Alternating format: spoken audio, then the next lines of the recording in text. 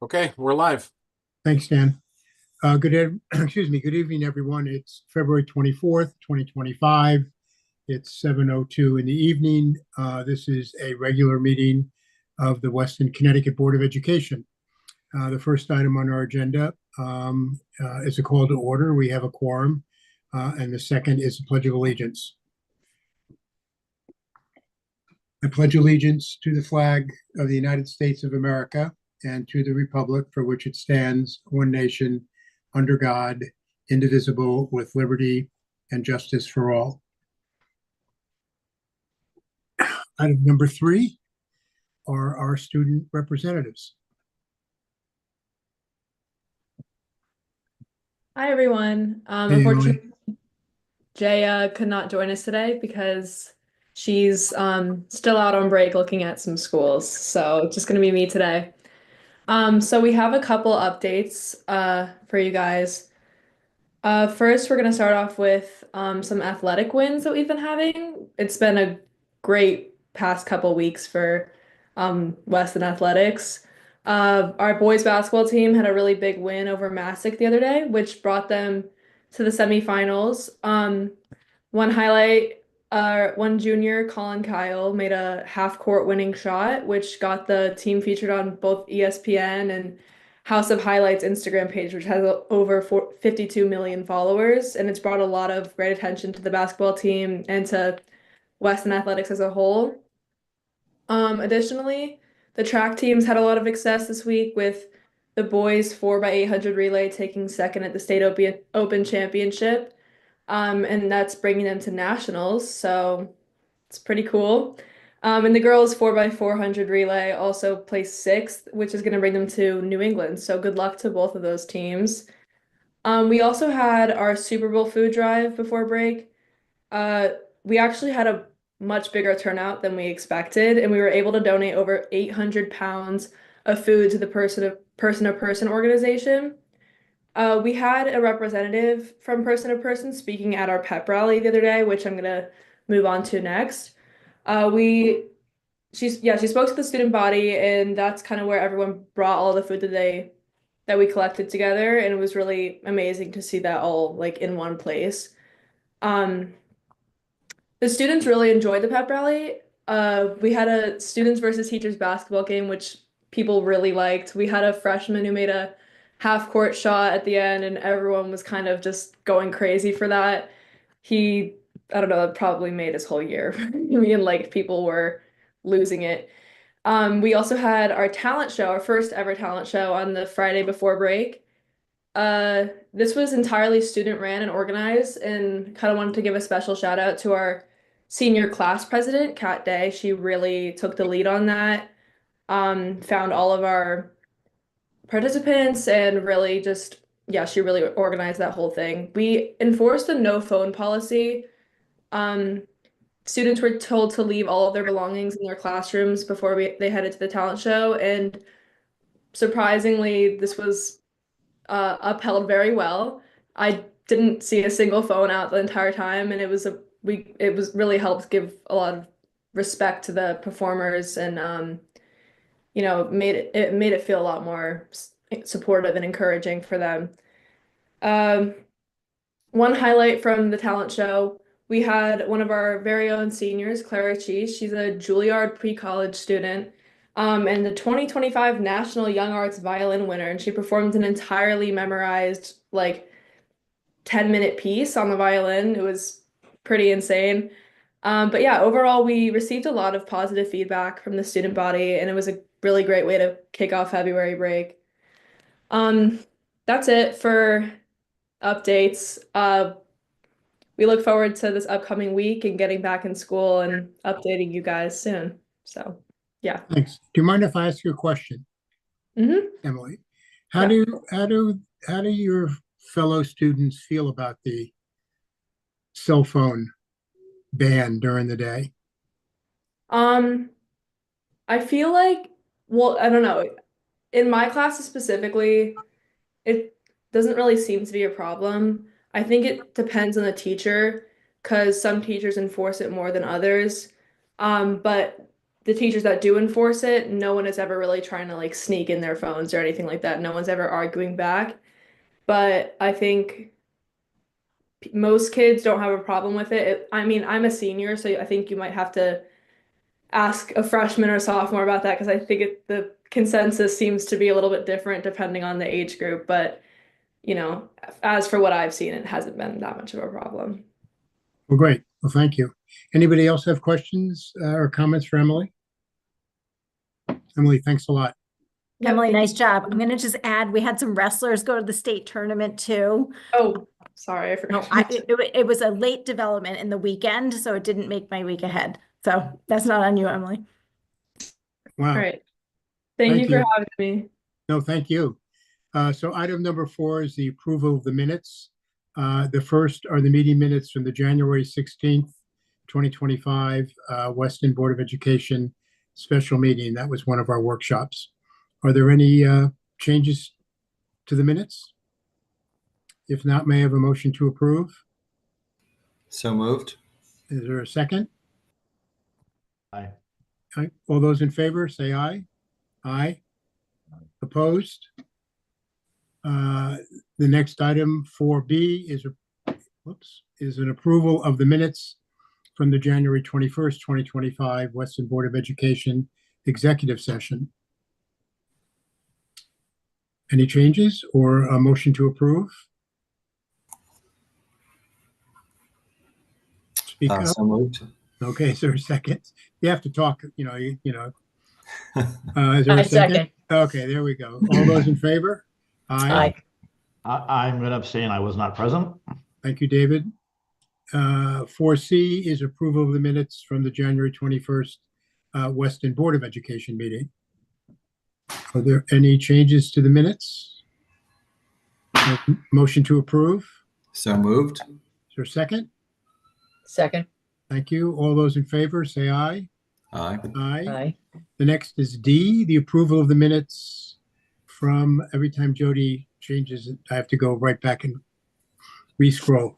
Approval of the minutes, meeting minutes from the January 23rd, 2025 Weston Board of Education special meeting. It's our second public forum. Any changes to these? May I have a motion to approve? So moved. Is there a second? Second. All those in favor? Aye. E is approval of the minutes from the January 20, we've had a lot of meetings. Approval of the meeting minutes from the January 27th, 2025 Weston Board of Education special meeting. And that was a workshop as well. Any changes to those? May I have a motion to approve? So moved. Is there a second? Second.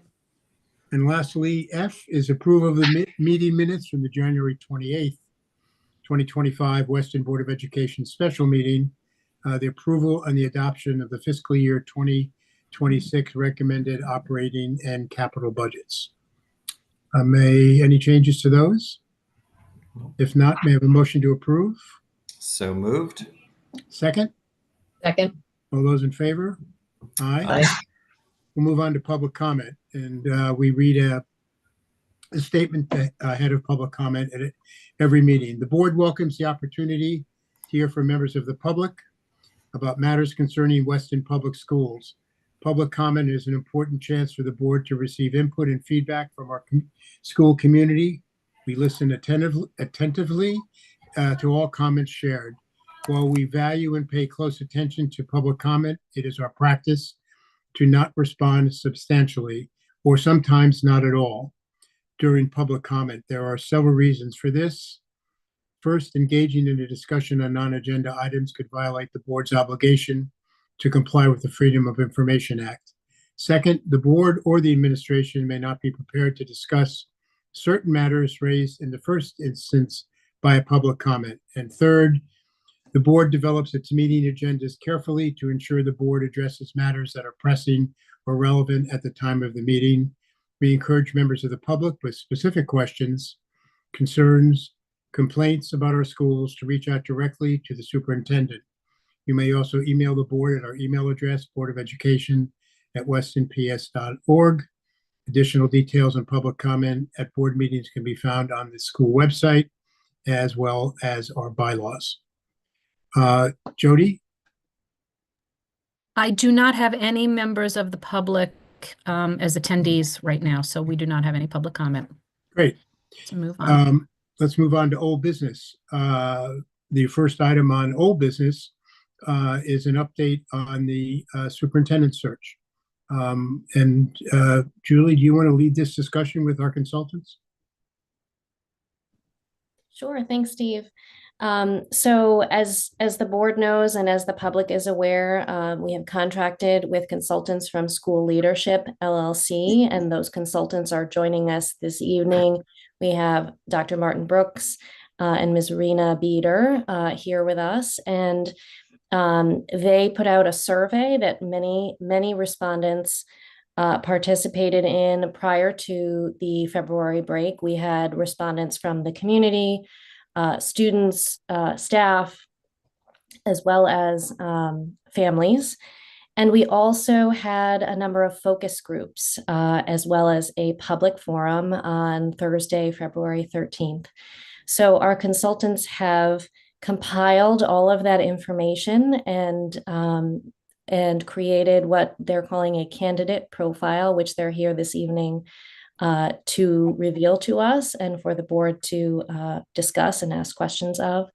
And so, Marty, Rena, I would turn it over to you. Thanks so much, Julie. So I'm going to share my screen. We put together a brief PowerPoint, and it really is just consider it a highlight reel. There are far more details which are contained in the specification development report, which following the meeting and the approval of the specifications, we'll provide to the district, so that can also be posted for the public to see under the superintendent search tab. So let me go ahead and try to share my screen. And as I'm doing that, for those of you who haven't met Marty and myself, Marty, do you want to just introduce yourself? Hi, everybody. I'm Marty Brooks. I know many of you, I think actually all of you, through my work in the Tri-State Consortium. And prior to that, I was a superintendent of schools on Long Island for 16 years. Rena, do you want to say a couple words about you? Yeah, I'm trying to click and talk at the same time, which is Right, I know the feeling. you're just everybody. Could you see that? Okay. So my name is Rena Beeder, and I'm a former school board president for a school board in Westchester County. I've also served on regional school boards encompassing 3 and 5 counties in New York State, respectively. And it's been wonderful to get to know all of you and to spend the time that we did in Weston to speak with members of the community. So I want to thank the board and Julie for setting up the meetings, and most especially to the community for their participation in these meetings and participation in the survey. So here's some information about the participants in the survey. So as you could see, we had 102 participants and a very robust response. It's a very engaged community. We had 437 survey responses, and you can see from this, list, I'm not going to read through it, precisely who participated in those focus groups and forums. So we asked each group the same questions in pretty much the same order, and they focused on 3 essential things: the qualities and experiences that are most important for the next superintendent, the strengths of the district, in other words, what would draw excellent candidates to apply. So for example, we're going to be contacting individuals who are probably very happy in their districts, who've been very successful in their districts, and when we're speaking about Weston, it's important for us to get a sense of what are the key strengths of the district. Why would somebody want to leave where they are and come to Weston? And the third question has to do with the major challenges for a new superintendent. Now, I want to be clear that it's not intended to do a deep dive as to what some challenges might be. The question is really intended to inform but the interviews and our screening of candidates and to speak to them about some of the issues that they may be facing. So our process is really forward-looking in terms of what can we do to bring the next leader to Weston Public Schools. Marty, do you want to speak about the survey results? Yeah, so it may be a little hard to read this, but there were 5 different background characteristics we asked about, and the one that came out the highest was a leader in improving an already high-performing district. Prior experience as a superintendent of schools was important. Having taught was important. Being a school leader was important as well. So that just gave us a sense of what people think the most critical background experience is. Then we asked a series of questions about different kinds of experiences that they think the new superintendent should have. And I think 4 of them stood out. The first is curriculum and instructional knowledge and leadership, including current research and best practice.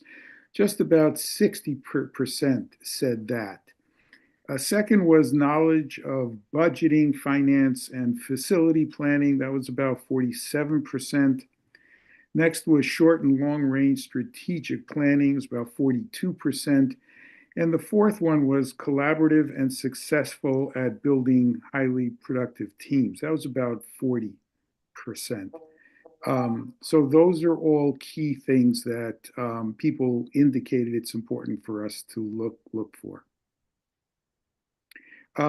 In terms of breaking this down, the numbers in the right-hand column add up to more than 437 because some people identified twice. So they were heads of the PTAs and parents. But we had a total of 437, 312 of whom are residents with kids currently in school. That was the biggest group. Member of the district faculty, we had 70 of those, and we had residents without children, 53 of those.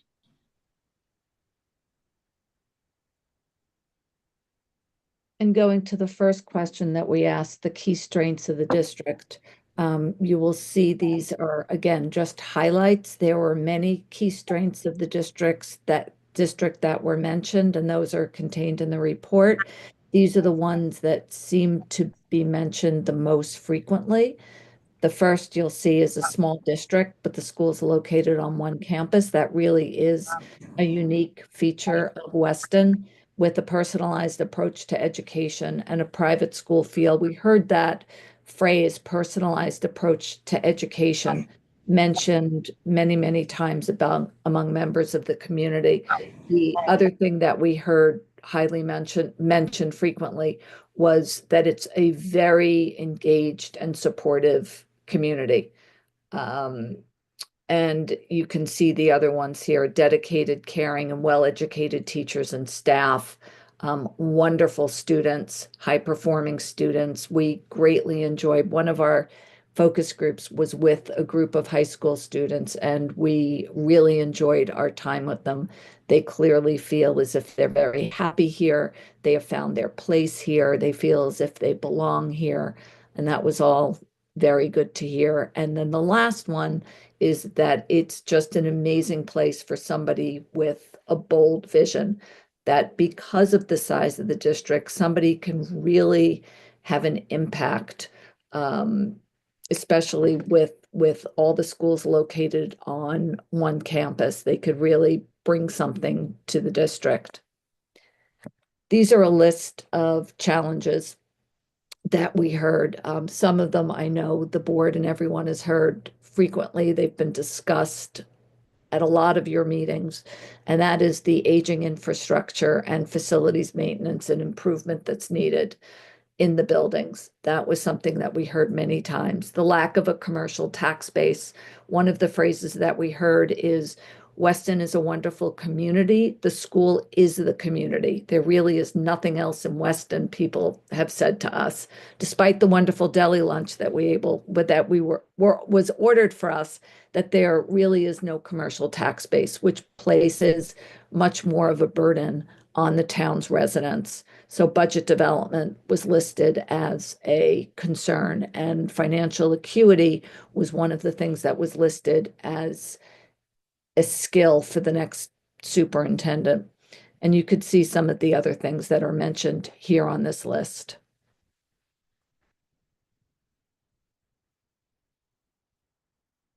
Now, based on all of the feedback that we received from the community, from the survey, from the focus groups and forums, we developed 6 specifications which will be used in the advertising of the position and also in screening candidates and in assessing candidates once the board starts to interview individuals. Marty, do you want to speak about these? Sure. So I just want to start by saying it's important to keep in mind that we ask people to look ahead, not back. And these 6 specs are not, they weren't put together because people feel that the system currently lacks this. In fact, we heard enormous appreciation for Lisa and the 40 years that she has put in there. This is about what happens next. This is about what happens starting July 1st, 2025. So these specs attempt to capture the spirit of what people shared with us, including the Board of Ed. First thing we heard is a bold, innovative, and visionary educator with deep expertise in curriculum, instruction, and social emotional development, and how they combine to enhance student performance. Second is a passionate and inspirational advocate for Weston Public Schools' commitment to success for all students and teaching excellence, who actively engages students and teachers in upholding high standards and expectations. Third was an enthusiastic and ethical leader who cultivates trust, mentors and develops staff, strengthens board governance, and unites the school community around a shared vision that supports the district's mission. Next was a transparent and proactive communicator who listens actively, engages and connects with stakeholders, seeks parent, staff, and student voice, embraces collaboration, and explains decisions clearly through multiple platforms. The fifth is a strategic leader with expertise in school finance who ensures fiscal soundness and is skillful in working collaboratively with school and town boards in developing school budgets, maximizing resources, deploying staff, and engaging the community in long-range planning for the use and improvement of facilities. And last was a visible and accessible leader who is excited about becoming a member of the Weston community and who embraces challenges as opportunities to elevate a high-achieving district to even greater success. So those are the 6 areas that came through loud and clear.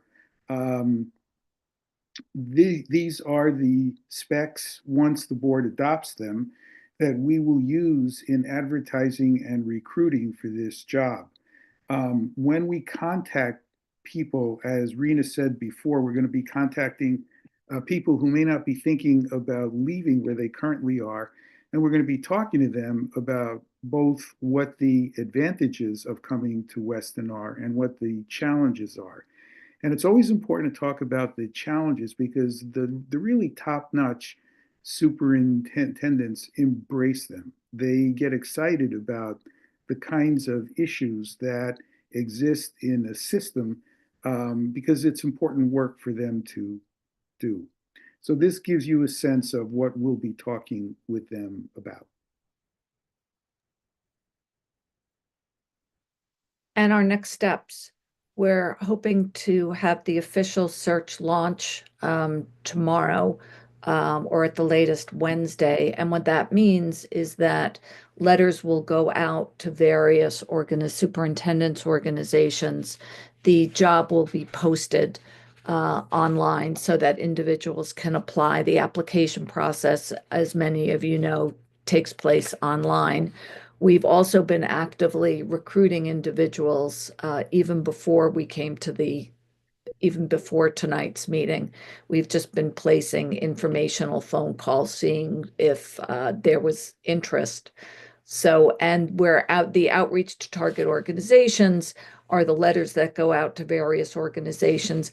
And they're also posting on various organizations' websites. For example, the American Association of School Administrators, New York State Council of School Superintendents, Connecticut Association of Public School Superintendents, and EdWeek has a national reach. So this will be a search that is national in scope and not just limited to the metropolitan area. And let me close by just going over some dates to keep in mind. The search will launch hopefully tomorrow. The deadline for applying will be March 24th. And during that week, hopefully on March 27th, 26th, perhaps somewhere around there, Rena and I will ask to meet with the board and present a slate of candidates for the board to meet with. We will present the paperwork of everybody who applied. It's up to the board to decide who you wish to meet with. We will recommend people who we think meet the specs best. Generally, it's in the area of 5 to 7 or so candidates, and we are hoping that you will be able to do that during the week of March 31st. Once the semi-finalists have been interviewed, it is likely the board will want to invite 2 or 3 candidates back for a second meeting. We're hoping that occurs during the week of April 7th. And then the schools are closed the next week. I think the April 14th week is when schools are closed. And during that week, we're hoping that during the week of April 7th, after meeting candidates a second time, the board will settle on somebody to offer the position to. And during the week that school is closed, the background checks can occur. References can be called, the criminal and financial background check can be done, and the beginning of working on a contract can occur. And optimistically, we're hoping that the board will be able to appoint the new superintendent the week of April 21st.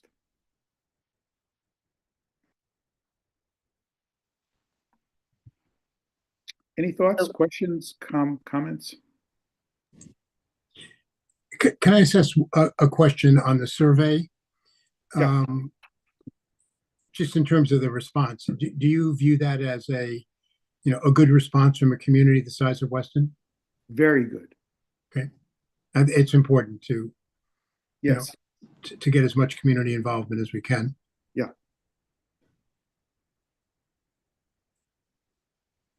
Are there other comments or questions from the board? No? We have 2 motions in there relating to this, Steve. We do. Wait 1 second. I promise I didn't move the screen this time. No, I noticed. I know you didn't mention. Well, I have them, Steve, if you want.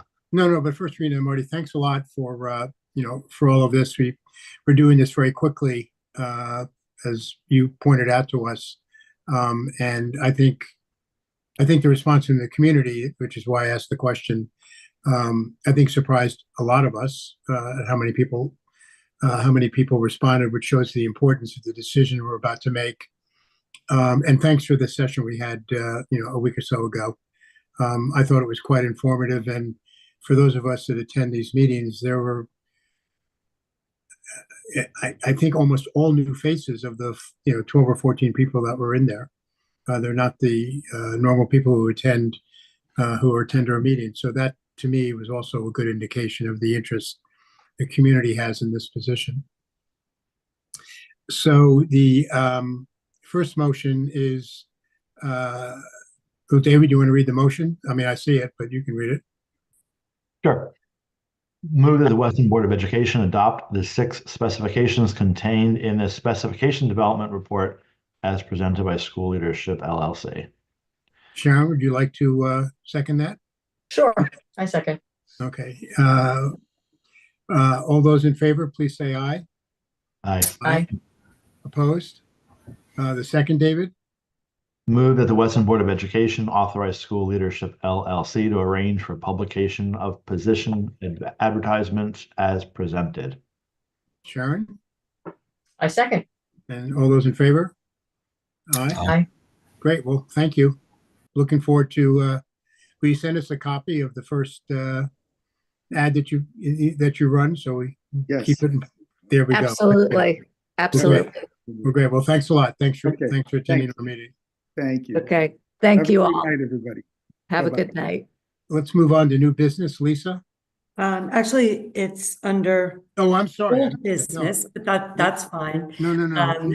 Because this No. is probably a long agenda item.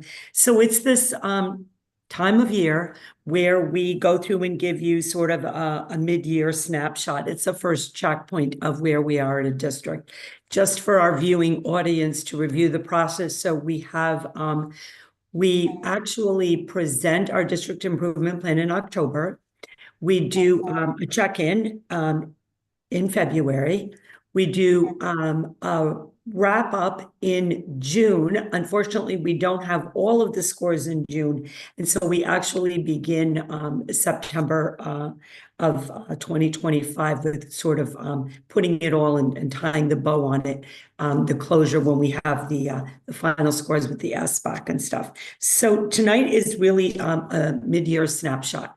Before we begin, if you could just give me a second, I would like to share with something that went out to the community, and it also went out to you, to the board, right before the break. And that is, it's something worth mentioning. Harvard and Stanford have been working together on a joint project to measure the effects of the academic recovery post-COVID. And I sent this actually out in our February update to the community. They created an education recovery scorecard. There's been a lot of talk about what was the effects of the COVID years on the cohort of students that experienced that. And one of the conclusions that was drawn was that US students are a half a grade, if not more, behind in math and reading. And the achievement gap has widened across the country. One thing that we should be very proud of in Weston was that this project also recognized there were approximately 100 school districts that have performed above pre-pandemic levels. And I'm so proud to report that Weston Public Schools was one of 4 districts in Connecticut, along with Wilton, our neighbor next door, as recognized as having achieved above pre-pandemic levels of performance in reading and math. That is due to the commitment of the staff every day to really work hard through the pandemic with the support of the parents. When I think back of what we as a community and what this country went through to continue to provide quality education, to use our ARPA money in the best way possible for intervention and everything else, that we should really take a moment and be proud of that academic progress in our community. Now, as I said, this is really the first checkpoint, and there are some positive progress points and also some areas in which we like to focus. This process that I outlined that we do with our improvement plan makes us accountable to the work. And, there's a certain level of courage that comes when a district, as the consultants to hire the new superintendent said, this is a high achieving district. And yet, how do you raise that level of performance? And that's what they're clearly looking for us to continue that work. And it takes courage to put out there that we are going to look at this data. We are going to look at it as a district. We are going to look at it in subgroups. We are going to look at it in specific grade levels or a course that we may be concerned about, because that's the personalization of the approach that we take in Weston to figure out how we can move each child forward. I talked a lot about that through the budget process. How can we empower them to grow, to achieve success? So this will take us about 20 minutes to go through. The entire team will contribute. I would ask you to please hold questions to the end. And again, these are the academic pieces about formative assessments testing. Next slide, please.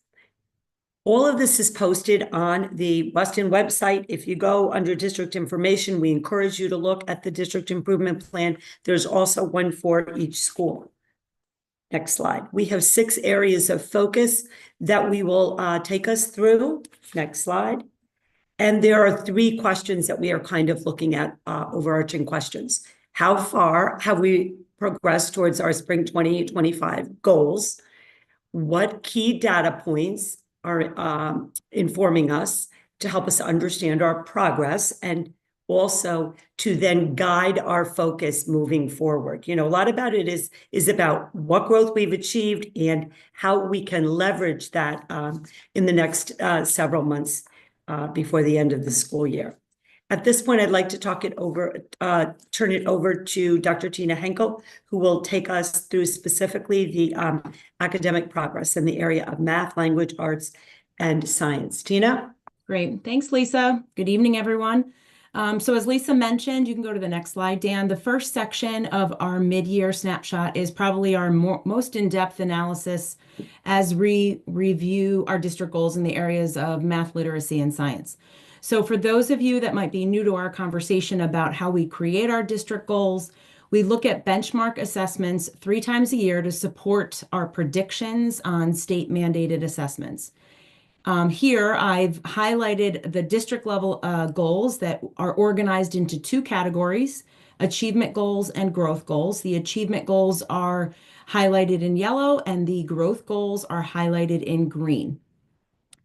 You'll see that our school goals are also organized in a similar fashion if you go to the website and look at the school improvement plans as well. For the purposes of this evening, we are really focusing and zooming in on our district goals. In addition, over the past few years, we've included a growth goal focusing in our subgroup population, which is with our students with disabilities, which is located in the green area, which is noted in the last bullet of our growth goal. So in the areas of mathematics, our goal is to ensure that all students deepen their conceptual understanding of math and see themselves as capable mathematicians. Our district achievement and growth goals are grounded in our NWEA MAP assessments. And we've used this assessment historically as a prediction tool for Smarter, Balanced, and SAT. The Smarter, Balanced, and SAT goals are not highlighted because, as Lisa mentioned earlier, we do not have that data until the summertime, and we report out on those goals in September. So overall, we have currently 88% of our students in grades K through 2 that have met on grade level expectations based on the NWA assessment. So you can see that we've already exceeded our end of year goal for grades K through 2. Hang on one second, Dan, sorry, just slide back. And then within our ninth grade group, our goal was that 79% of our ninth graders met the NWA assessment in the spring, and we are currently at 76% of ninth graders meeting that winter assessment. I just wanted to also give some reflection on the 80% and the 71% for the growth goals. We're currently at 68% of all students in grades 1 through 9 that have met their growth targets for the end of the year. And we are at 62% for our students with disabilities. Growth goals at the end of the year for grades 1 through 9. So we look at our district goals, and then of course we unpack that a little bit further. And so Dan's going to move us to the next slide, where we unpack each individual grade level a little bit more explicitly, so we can talk about more strategies and look at our action steps and see how those connect to those goals over time. So overall, our targets when we look at achievement and growth are inclusive of all students. So this slide encapsulates all students, which includes our students with disabilities as well as our multilingual learners. And we look at last year's achievement when we look at trend data and we develop our goals for the following year. You'll notice that some grades use assessments like NWA or curriculum-based assessments. These tools are intended to help us make stronger predictions or correlations to assessments within the district, so that we can be more accountable for the state assessments such as Smarter Balanced, NGSS, or SAT. You'll see that our early elementary students are demonstrating really strong growth, where we have 96% of our kindergartners meeting grade level expectations in the winter and 89% in grade 1. Grades 1 and 5, as a reminder, they're in their first year of their new core math program, which is illustrative math. And we've been working hard to ensure grade level pacing and our grade level standards are being taught in a problem-based and student-centered way with our staff. And within grades 3 and 4, we've really been remapping some of our priority standards to ensure, while we're waiting for that transition for next school year to implement our new core math program, we're ensuring that all teachers are meeting those grade level standards. And we've seen a lot of great growth from fall to winter as well. You can move on to the next slide. In middle school and at the high school level, we've shown some really steady improvement, with grade 8 achievement moving from 77% to 84%. Grade 6 is in their second year of the illustrative math implementation, and grade 7 and 8 are in their first year. Something that we made an adjustment to this year, which is a little different than what we've done in last year. In grade 9, we looked at our fall data and we noticed that we were pretty close to our end of year target. In the fall, we had 76% of our grade 9 students already meeting the achievement level based on the NWA score. And so we unpacked that a little bit further. Our goal was 79% for the end of the year. We decided to drill into that data a little bit further, and we decided to make an adjustment and really zoom in on our Algebra 1 cohort. So while this is not a specific goal, we wanted to show that we really do strategically look at our data and make adjustments so we can hone in on specific areas and target growth and achievement over time. And so we wanted to call out some of that data from fall to winter, specifically with our 9th grade Algebra 1 students. And we're looking at individualizing student goal setting and unpacking that curriculum with our teachers a little bit further, so we can look at how that might be an area of focus from now until the end of the year. You can move on to the next slide, Dan, where now we're going to zoom in on the subgroup data, specifically, as I mentioned, with our students with disabilities, and I'm going to have Tracy chime in on some of the work that we've been doing in that area. Thanks, Tina. Good evening, everybody. As you know, we developed subgroup goals a few years ago as part of our district and school improvement plans, and we're looking very specifically here at the performance of our students with disabilities across the district. You might remember from previous meetings that when we're looking at data for our subgroups, we are looking specifically at individual growth targets and the percentage of students who have met their individual growth targets in a particular area. In this case, we're talking about the area of math. Tina just explained why there's the Algebra 1 breakdown on this slide, so I won't reiterate that. Our district goal was designed for grades 1 through 9. So when we get to the end of the year, that's how we will present the data. But you can see we're at 64% right now in grades 1 through 8, and the goal for grades 1 through 9 for the year is 71%. So we are moving toward that. And actually the Algebra 1 data, the grade 9 data as outlined in the school improvement plan was 50%. So we actually met that target for that particular grade level. But again, that grade will be absorbed in 1 through 9 when we talk at the end of the year. And I can turn it back over to Tina to talk about language arts. Before we do, thanks, Tracy. We just wanted to zoom in a little bit on some of our action steps within our district and school improvement plans, and how this data translate into some action steps relative to, Dan, if you can move on to the next slide, some of our key action steps and high leverage strategies that we believe are helping us return some of our data results, both for all students as well as students with disabilities. And so I'm not going to read each bullet here, but you can see there's a trend around providing ongoing parent informational sessions to strengthen that school to home partnerships. We've been going through, over the last couple of years since I've arrived, a transition to new core resources throughout the district. And so it is important that we as leaders and as teachers and coaches, we are regularly providing updates and strategies for parents.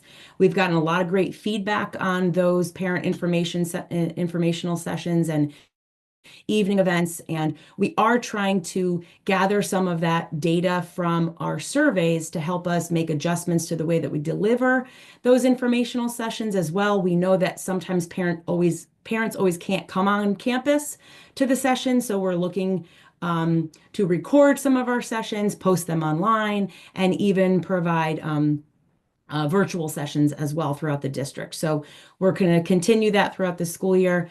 We're also going to continue providing ongoing support to our teachers when it comes to those new resources throughout the school year and next year as well. This is always an ongoing process because there's always something new to learn and be at the forefront of evidence-based research and strategies for all students in the district. And as many of you have heard, we are always continuing supporting and integrating the building thinking classroom strategies in our math classroom specifically. We've even started having conversations around furniture and flexible furniture in classrooms that really support a building thinking classroom environment. So moving into the second domain of that first section, as I mentioned, this is probably the most in-depth analysis of our school improvement plan, this first section, which has so much robust information in it. We move on to ELA. Our literacy goal is to ensure all students reach grade level proficiency by grade 3 and continue developing critical thinking and writing skills through high school. So here, again, our goals are organized similarly as we do in math, with categories in achievement and growth.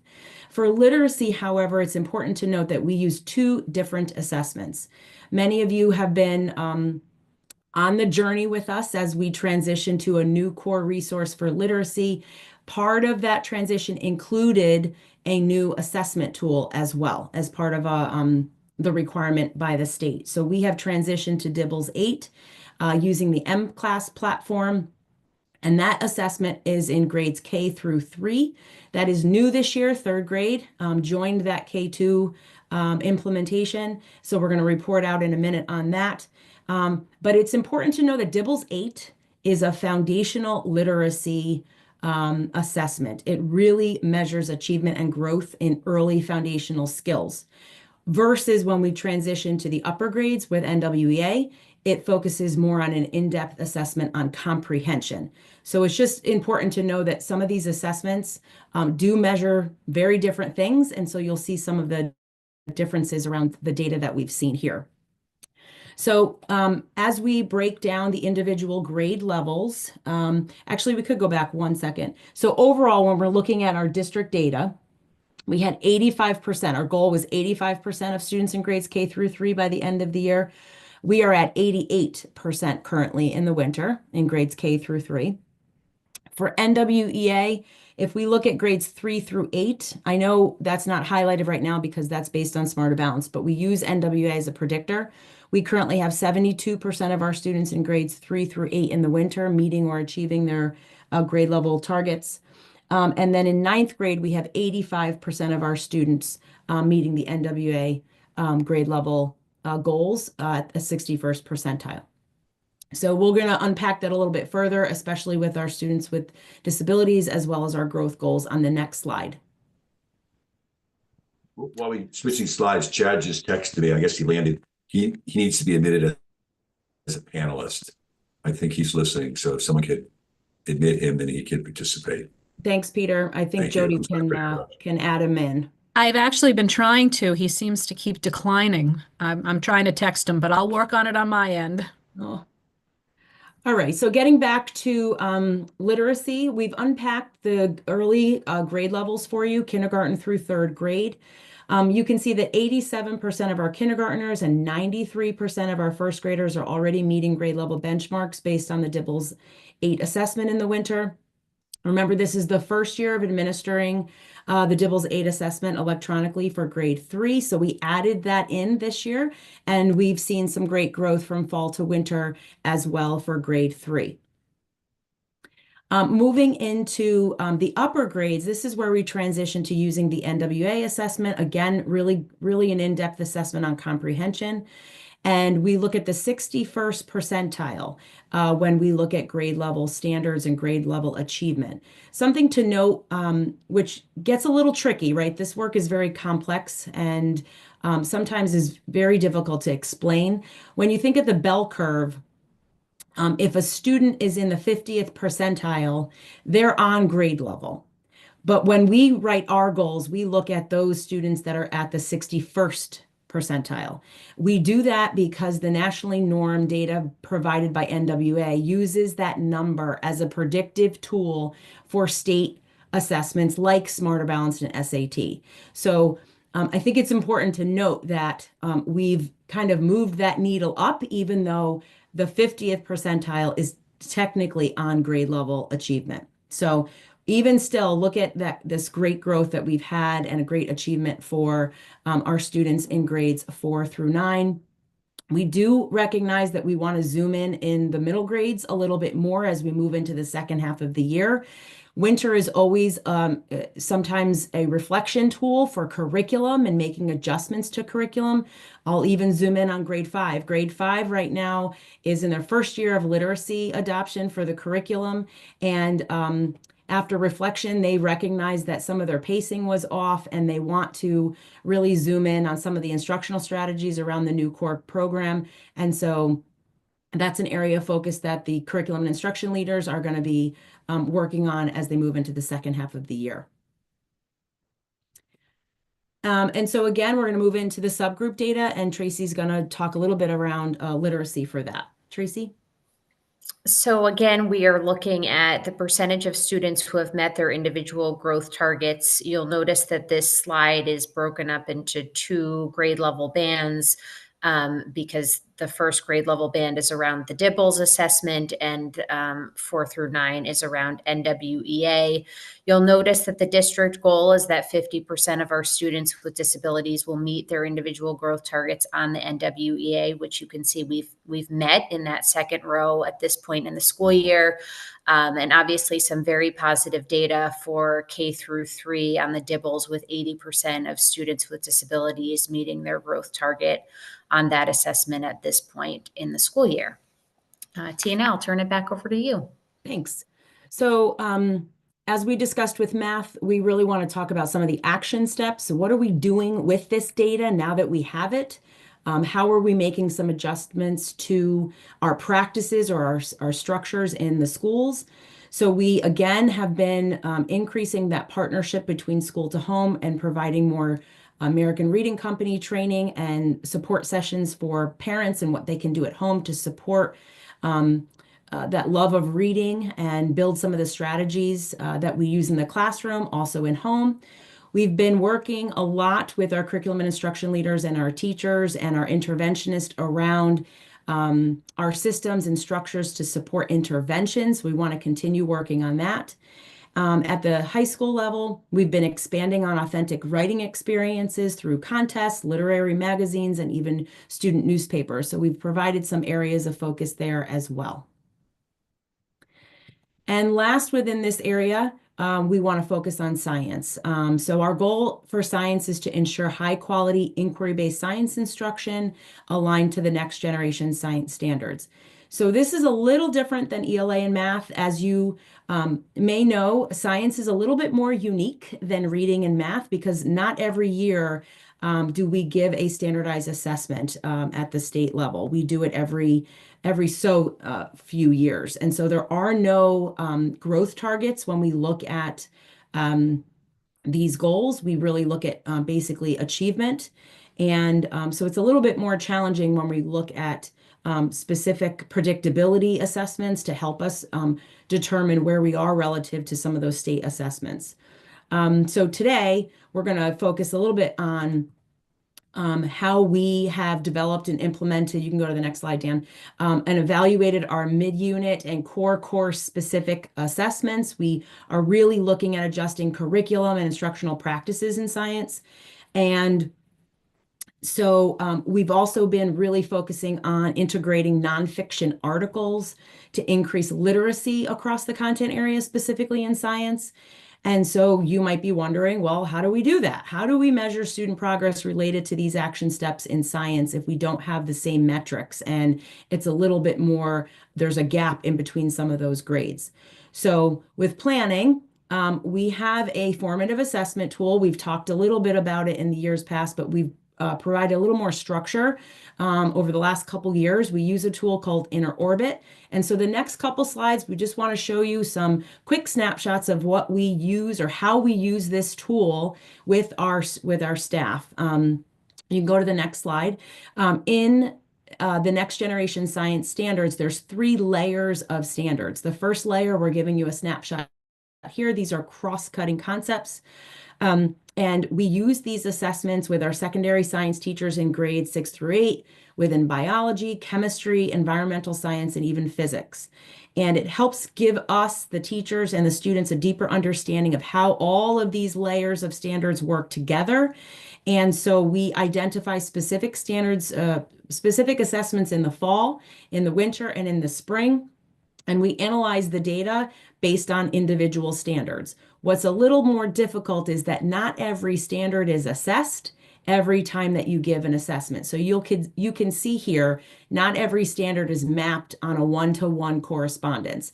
But where there is clear mapping, we can measure growth over time. So you could see that the color-coded area, the color-coded key shows that we want all students to be in the yellow or the green.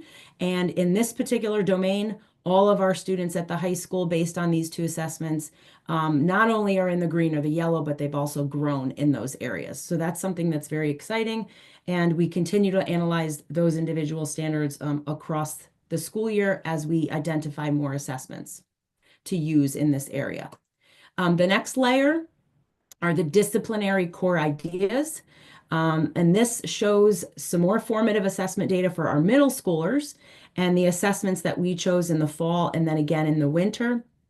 Students on average were demonstrating proficiency in all areas from the fall to winter.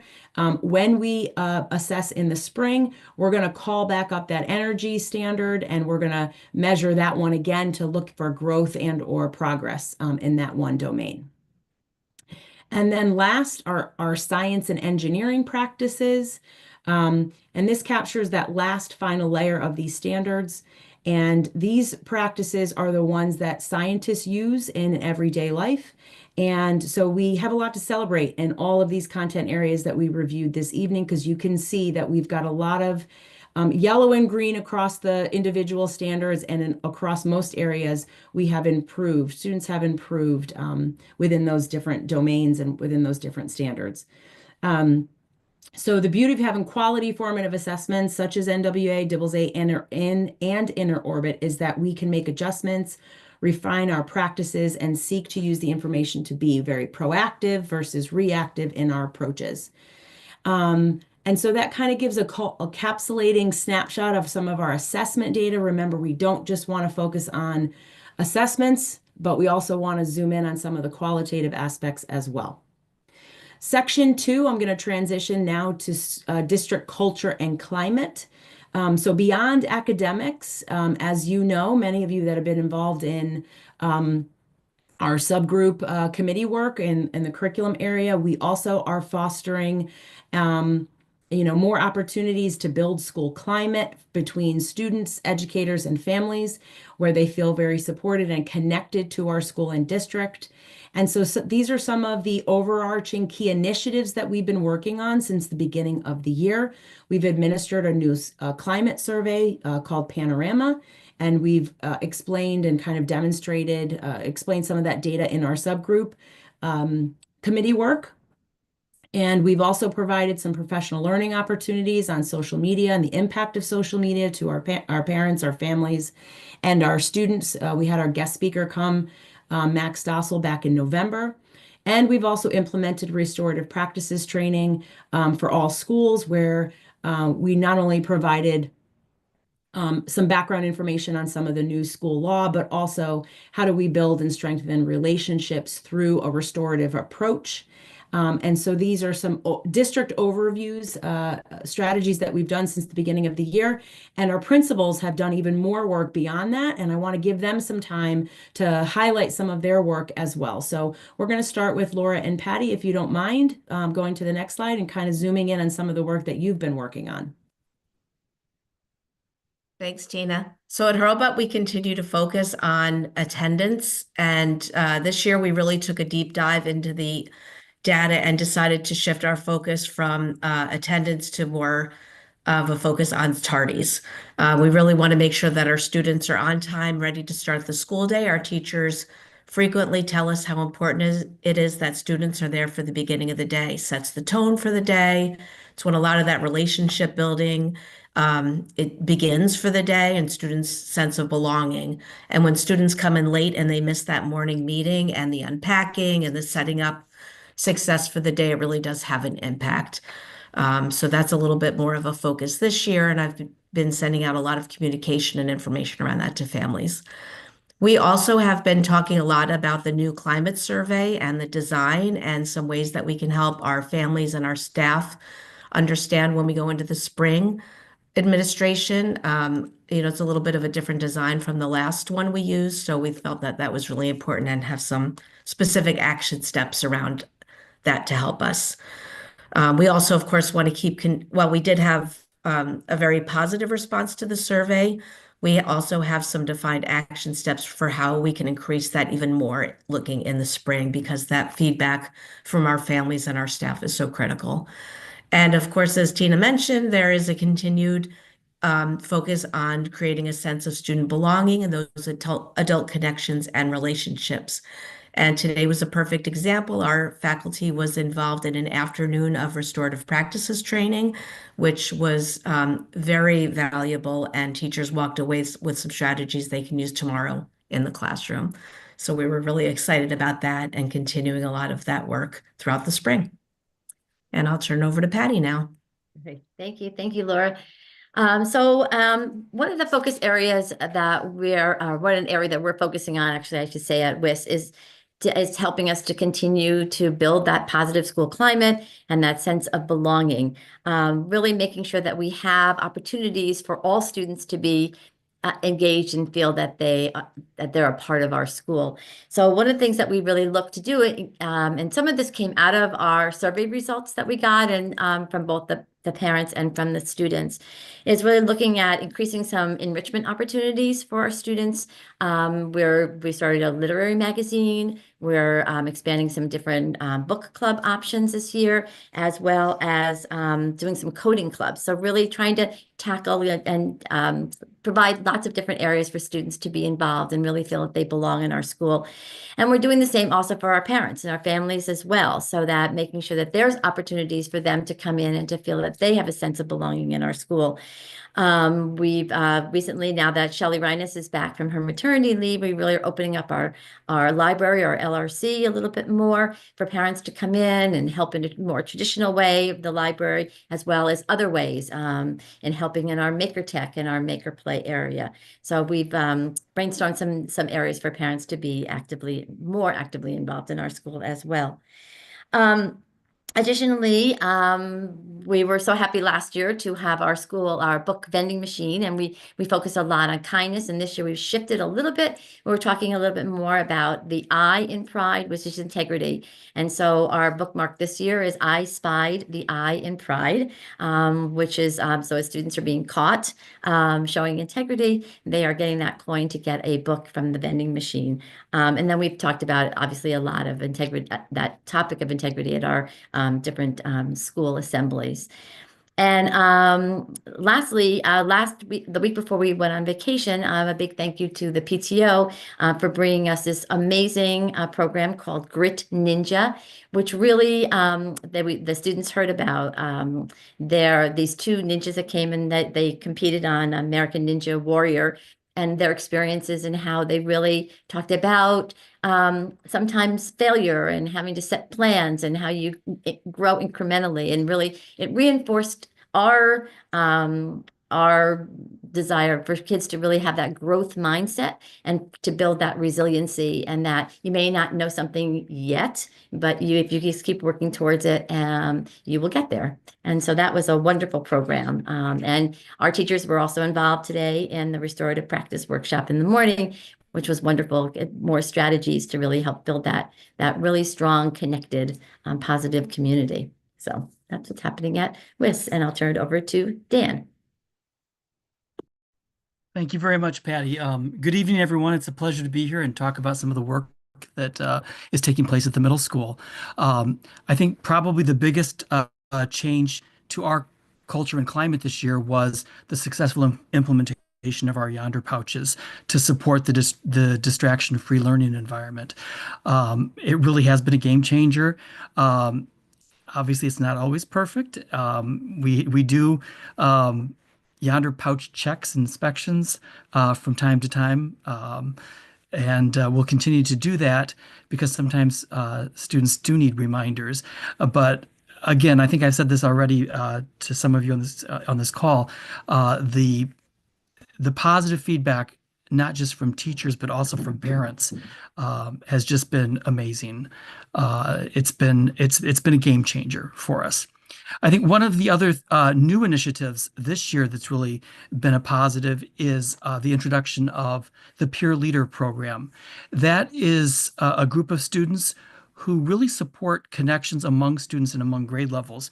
Not only are these students who have helped out at our back to school night and who will help with our upcoming spring transition from 5th grade to 6th grade, they've also been doing some hype videos on our morning show, which is, again, one of those touchstones for the school climate and culture at the middle school.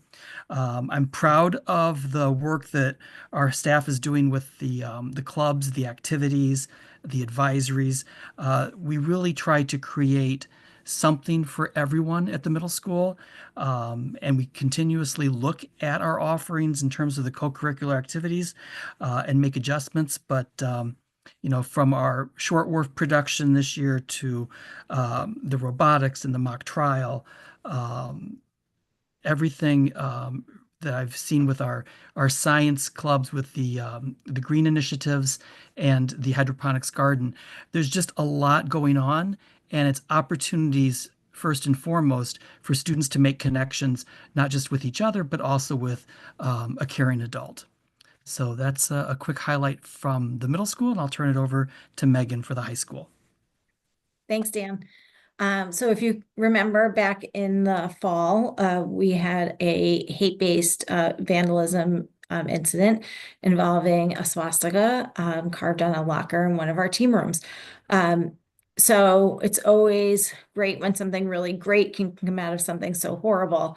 And we listened to our students back then, and we were able to implement an assembly taking a stance against anti-Semitism, which was really primarily organized, run, by our Jewish Student Union. And we're eternally grateful for the work that they did and the partnership with community members. Rabbi Friedman and the ADL came and participated in that assembly. I think that's a really great example of the power of student voice and trusting kids to make pretty incredible adult decisions around some, horrible incidents that can happen, unfortunately. So that was a really positive thing, again, that came out of just the work that we've been doing in elevating student voice. Another fun example of that student voice, for a couple of years now, this started my first year with our school climate committee, where students had said they really wanted to find a way to showcase and highlight the talent of so many of our students, and find a way also for our musical to show all of the kids in the schools, either, a couple of scenes or acts or whatever, or an element of the musical to all kids. And so Emily talked about Kat Day, who's our senior class president, and she really took the reins this year, which was pretty amazing. She held auditions with teacher support there to support her. She held auditions for our performers. She was sick the day of the talent show, which we've just felt so horribly for her, because she wrote a script for the entire talent show. She was prepared to MC it, and it was just so amazing. And Emily spoke to just the support that the audience gave, the clapping to the music that some of the kids were singing, and it was just the happiest time. Teachers came up to me afterwards and they said, "Can we do that again?" And I said, "Before June, I don't know if I can handle another one," but we're definitely looking at doing a second inaugural, because it really inspired a lot of our kids to take a risk. And we spoke to the students, as Emily said again, the students in the audience, about that respect and keeping the phones in the classroom, because it takes a lot of courage to stand up in front of your peers and share your talent, whatever that talent may be. And it was just a really great showcase, not only of the talented kids who are up on stage, but our students in the audience and the respect that they gave. So a lot of this is also coming from some of the work that we've been doing this year through our school partnership program with the organization Challenge Success out of Stanford University. You've heard me speak to it before. Brandon Wiley, our school coach, came to the curriculum subcommittee meeting before break. He was actually with us today in person. He ran a Teaching for Engagement workshop with our high school staff. And then we also broke up into action groups. We're trying to get off of the focus groups, but just because we want to take some actions around certain key elements. One of the topics was, for our staff today, cell phones, and kind of, how we want to tackle that. And then from there, we want to really take that work and that feedback from teachers to our student government group. We want to take it back to our Challenge Success team, which is a small group of teachers, students, and parents. So we have all stakeholders represented in that small group. And he's going to also be offering a virtual workshop for families. We find that we get better attendance from families when we can offer some of this programming virtually. So we are bringing back the Well-Balanced Student Workshop, which we did in person at the beginning of last year. And we had really great reviews, and we think that the topic is still timely, very relevant, and we think that we'll get some great turnout in a virtual format, and ideally record that as well, so families could access it that way. So we're really focused on this idea of the well-balanced student, really diving into helping students foster a sense of belonging in their school day, being highly engaged in their classroom, and then just that overall sense of, again, student well-being. So on that note, I'm going to turn it over to Dan DeVito for information literacy. Thanks, Megan. So our overarching vision is to prepare our students to navigate the digital world responsibly while thriving in a globally connected community. For our younger students, this approach ensures that our technology-enhanced learning not only meets academic standards, but also instills the values of responsible digital citizenship. For our middle school students, we've already kicked off digital citizenship learning in grade 6 with plans in grades 7 and 8 by the end of February. Meanwhile, our library media specialist is actively advancing our tech integration by exploring AI best practices through workshops and collaboration with staff. And our high school efforts continue to focus on integrating ISTE standards into both assessments and classroom activities. Recently, we've seen increased collaboration through targeted support in health and social studies, helping students refine important skills like source evaluation and digital creation. This makes sure that our students are not just consumers of technology, but are well equipped to innovate and lead in the digital age. And with that, I'd like to turn it over to Julie Gavoni, who will be discussing human resources. Thanks, Dan.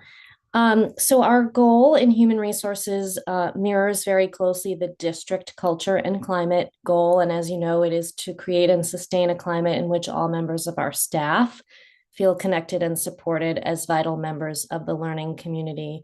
We really value the notion that a healthy and respected staff give more to our students every day.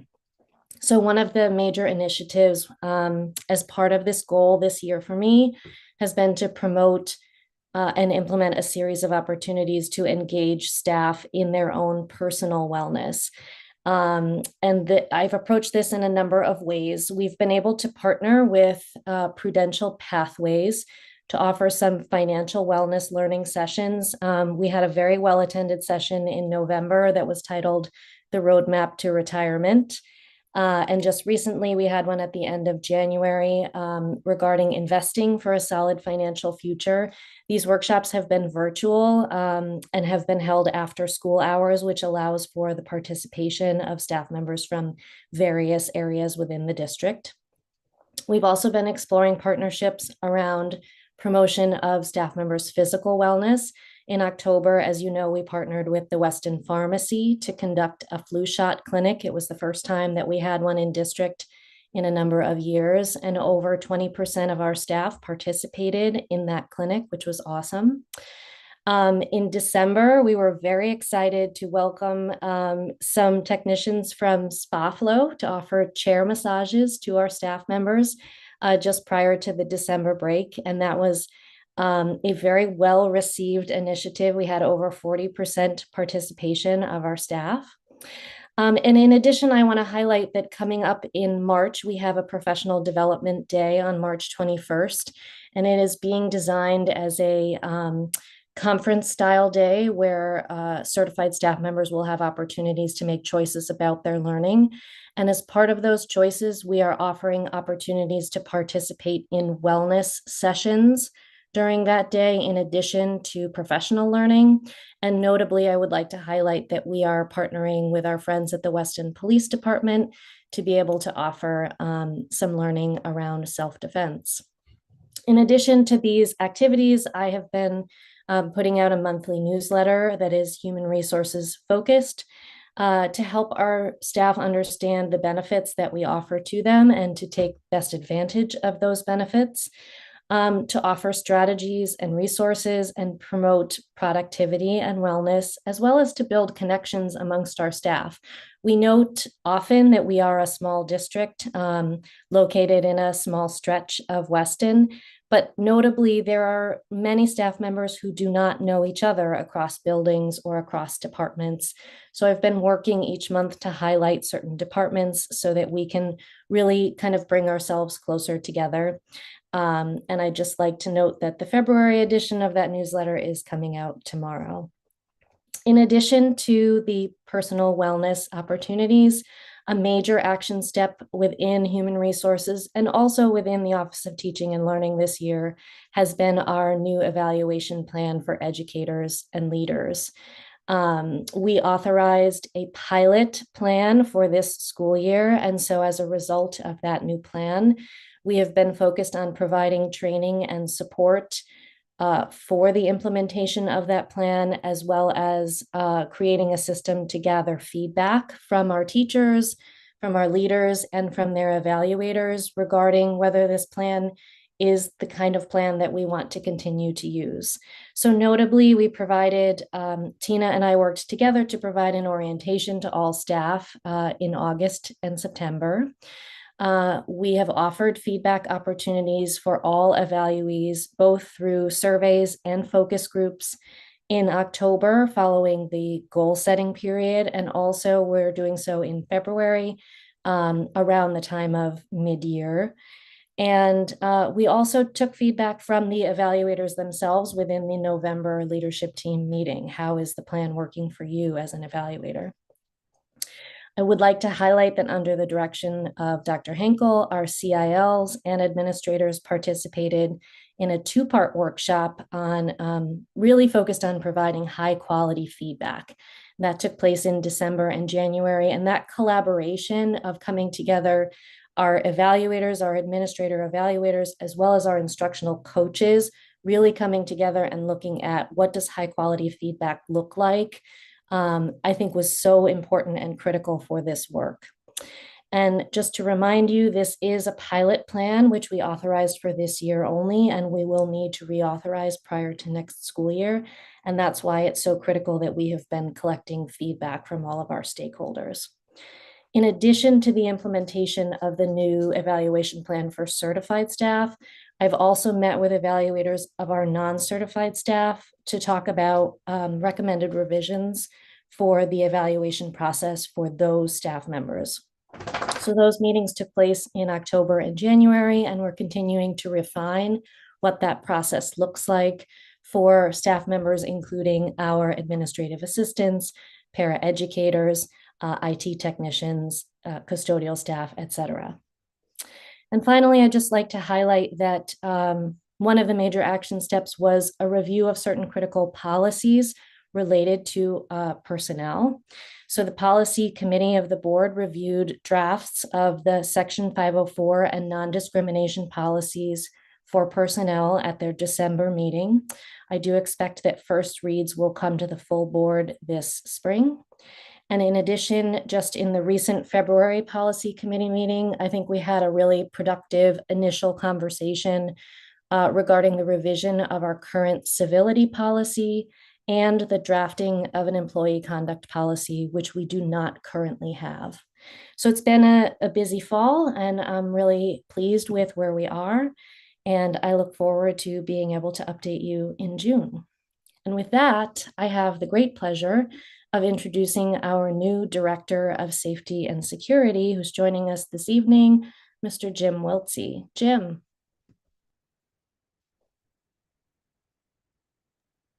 Good evening. Thank you, Julie.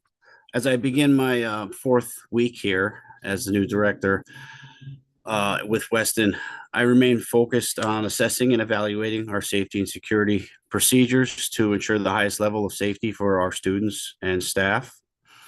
To strengthen our partnership between the school district and the police department, I've met with the police chief multiple times to discuss collaborative efforts and emergency response strategies.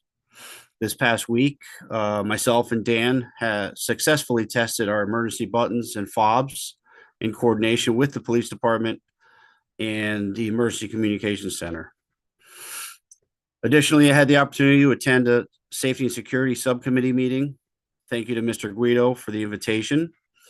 Looking ahead, we're planning a community meet and greet in March, which will provide an opportunity for the public to engage with me and learn more about our ongoing safety initiatives. And I look forward to continuing this critical work and fostering a safe and secure environment for the entire school community. Toss it to Lisa. Thanks, Jim. And we're at the end with the future planning, section 6. As we all know that we've been working on determining a plan for addressing the infrastructure in collaboration with the town. The Colliers group that we have been collaborating with gave us projections of infrastructure project costs, just kind of taking the data from as far back as 2017 and putting it in present and current dollars. There is an engineer structural study RFP process that we would like to complete this spring. Phil will talk about that a little bit when he speaks to finance and operations, and the status of that. As you know, we need to have a structural engineer evaluate the viability of what we can actually, the work that we can do and that they can put their seal on at the middle school. And finally, we are in the midst of a capital budget prioritization. When we met with the Board of Selectmen, they asked us to prioritize some of the capital projects on that budget for the next several years. We all were aware that sometimes the timeline of when we get quotes and information doesn't correspond to our budget timeline. So tomorrow evening, we will be meeting Mr. Cross, Mr. Dalmastro, Mr. Aziz, and I with the Board of Selectmen to go over some of those areas that they wanted revisited in the capital plan, and how we would prioritize that and make necessary adjustments, as is our fiduciary responsibility is to the town. And finally, last slide, I always like to end with pictures. All right, it's all about what we do with the children on the campus. It's, you know, I see the pictures and I see a picture of the bus driver and I think of all the training that they go through and that they have gone through all semester. You know, they come over and they meet practically every other month and do training. The cafeteria staff, the security specialists, the maintenance crew that's constantly making sure that between the heat and the cold and the indoor air quality and fixing and repair. Our campus is a very busy place. We work really hard to make sure that it is an inviting place and that the students and staff are comfortable. And I think that we are on a good trajectory. Clearly, there's work that we have to look at in the upcoming spring and what we need to focus on. But this provides us a clear pathway moving forward. Thank you.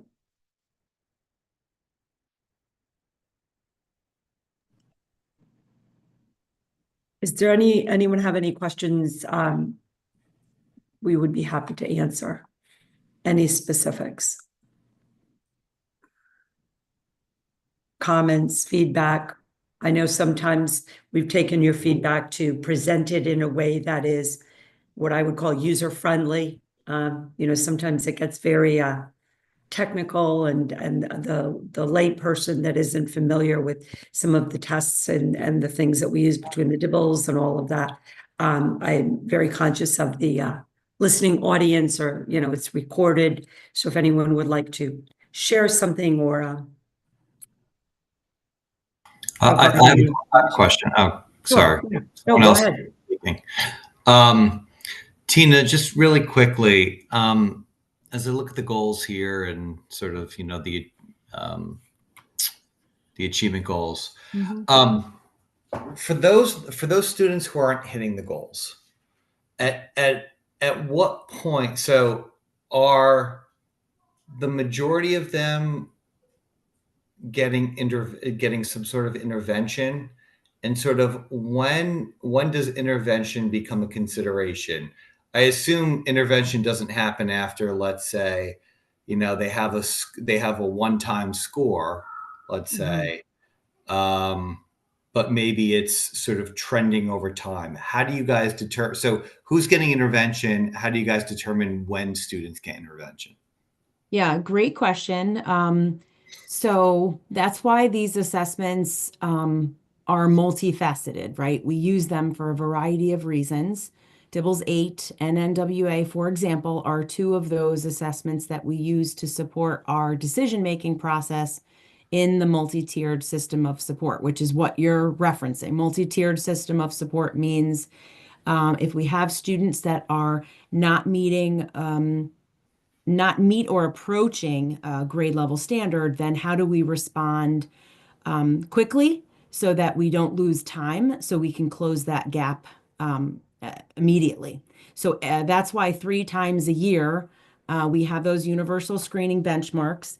Depending on the level of achievement that a student performs on any one of those timeframes, fall, winter, spring, the small group teams that are already established in the schools will meet with the teachers, we'll meet with the interventionists, unpack that data even more specifically, maybe even conduct a different assessment. It's kind of like going to the doctor. When you go to the doctor and you have a screening, they do your eyes, they do your ears, they do your height, they do your weight. And depending on where you fall within that continuum, they determine whether or not you need to go to a specialist. And when you go to that specialist, sometimes there's an additional assessment that they use to really diagnostically determine what specific areas that you need to grow or respond with. If you need glasses or if you need to go on a weight management plan. I don't know, I'm just making it up for that part.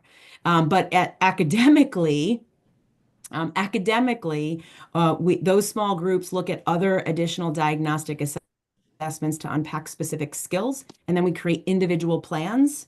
And then we start to look at instruction in small group during non-core instructional blocks of time. So they never miss grade level instruction. It's always on an alternate time in small groups. And then we instruct with focused on specific skills. And then we measure progress with alternate assessments. And frankly, I just had a conversation today, ironically, with the curriculum and instruction leader at WIS. And we had 6 students that were, we say exited. They were exited out of intervention, which means we close the gap and they go back into just receiving core instruction with no pullout services. So it's fluid. It's not so black or white. The goal is that we respond when there's a red flag or there's a need based on those instructional metrics. And then hopefully we close the gap and then they don't need that additional support anymore. But the point is, it's not just sort of one point. Let's say, they have their assessment. Let's say they come in a little bit under. That doesn't necessarily trigger an intervention. You're looking at it holistically and sort of over time, seeing how they're trending and seeing sort of the full picture of where they are, and then you're making a determination as to whether or not they need, additional help in one area or the other. Is that how the right way to think about that? Yeah, I would say though that the importance of a universal screener and the quality of a universal screener is to just do that. It's to red flag, just to then have further conversations in small groups to diagnose further. So you're right. It's not one metric, but the first metric does help us kind of red flag and have further conversations and make a determination whether or not we need to diagnose further and then make the decisions from there. We do look at classroom performance, we look at additional diagnostic assessments, and then the adults, determine whether or not is it really just some instruction in the classroom or do we need to come up with a more specific personalized plan for a student or a group of students. Okay, perfect. Thanks. And that happens, just to close that out, it happens in math and literacy. Those are the 2 areas that we provide intervention to. Could I ask in the future, in addition to the statistics, the 70%, the 60%, what the base number is that we're working off of? In other words, it's 100 students, 50 students, whatever the number is. Well, like, are you talking about, for example, how many students, like we looked at Algebra 1 today. Are you talking about there's 70 students in that program? Is that what you're asking for? Yeah. Yeah, I mean, we have that information. It just, to me, 80% of what? Mm-hmm. Or Like with 70% Algebra of- 1, 70 students out of 172 in 9th grade are in Algebra 1. Right. Yeah. That kind of thing. Yeah, I understand what you're saying. I have a quick little question here. Overall, the numbers look great. There are a couple of areas of concern, and Michael just brought up, at what point in time do you address it? But so just so everyone understands, myself included, I see it as if our goal is 85%, and in the fall it was at 68%, and right now it's at 75%. We've seen growth, and we're hoping that by the end of the year we're going to have achieved the 85% goal. My question is, when we see some of the numbers, and I think that this was specific with science, so it may be more test related, when the number goes from 68% in the fall to 63% in the winter, how is it we're seeing a sliding back on those numbers? Can you explain that, please?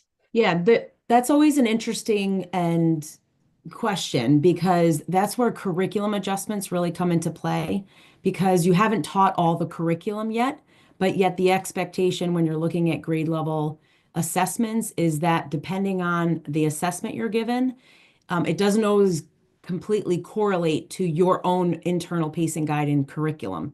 So for example, grade 5 literacy, that's a perfect example of the teachers spent a little too long on their first unit that they were learning, because this is a new curriculum for them. It was a science specific unit, but grounded in literacy practices. And they spent a little too much time focusing on the science content and not focusing on the literacy content. So as a result, they had to make adjustments, and they are behind in their informational literacy text, which is what NWA tests on. Okay. So we saw a dip in achievement around that one indicator, informational literacy, because the teachers haven't had enough time to teach into that unit yet.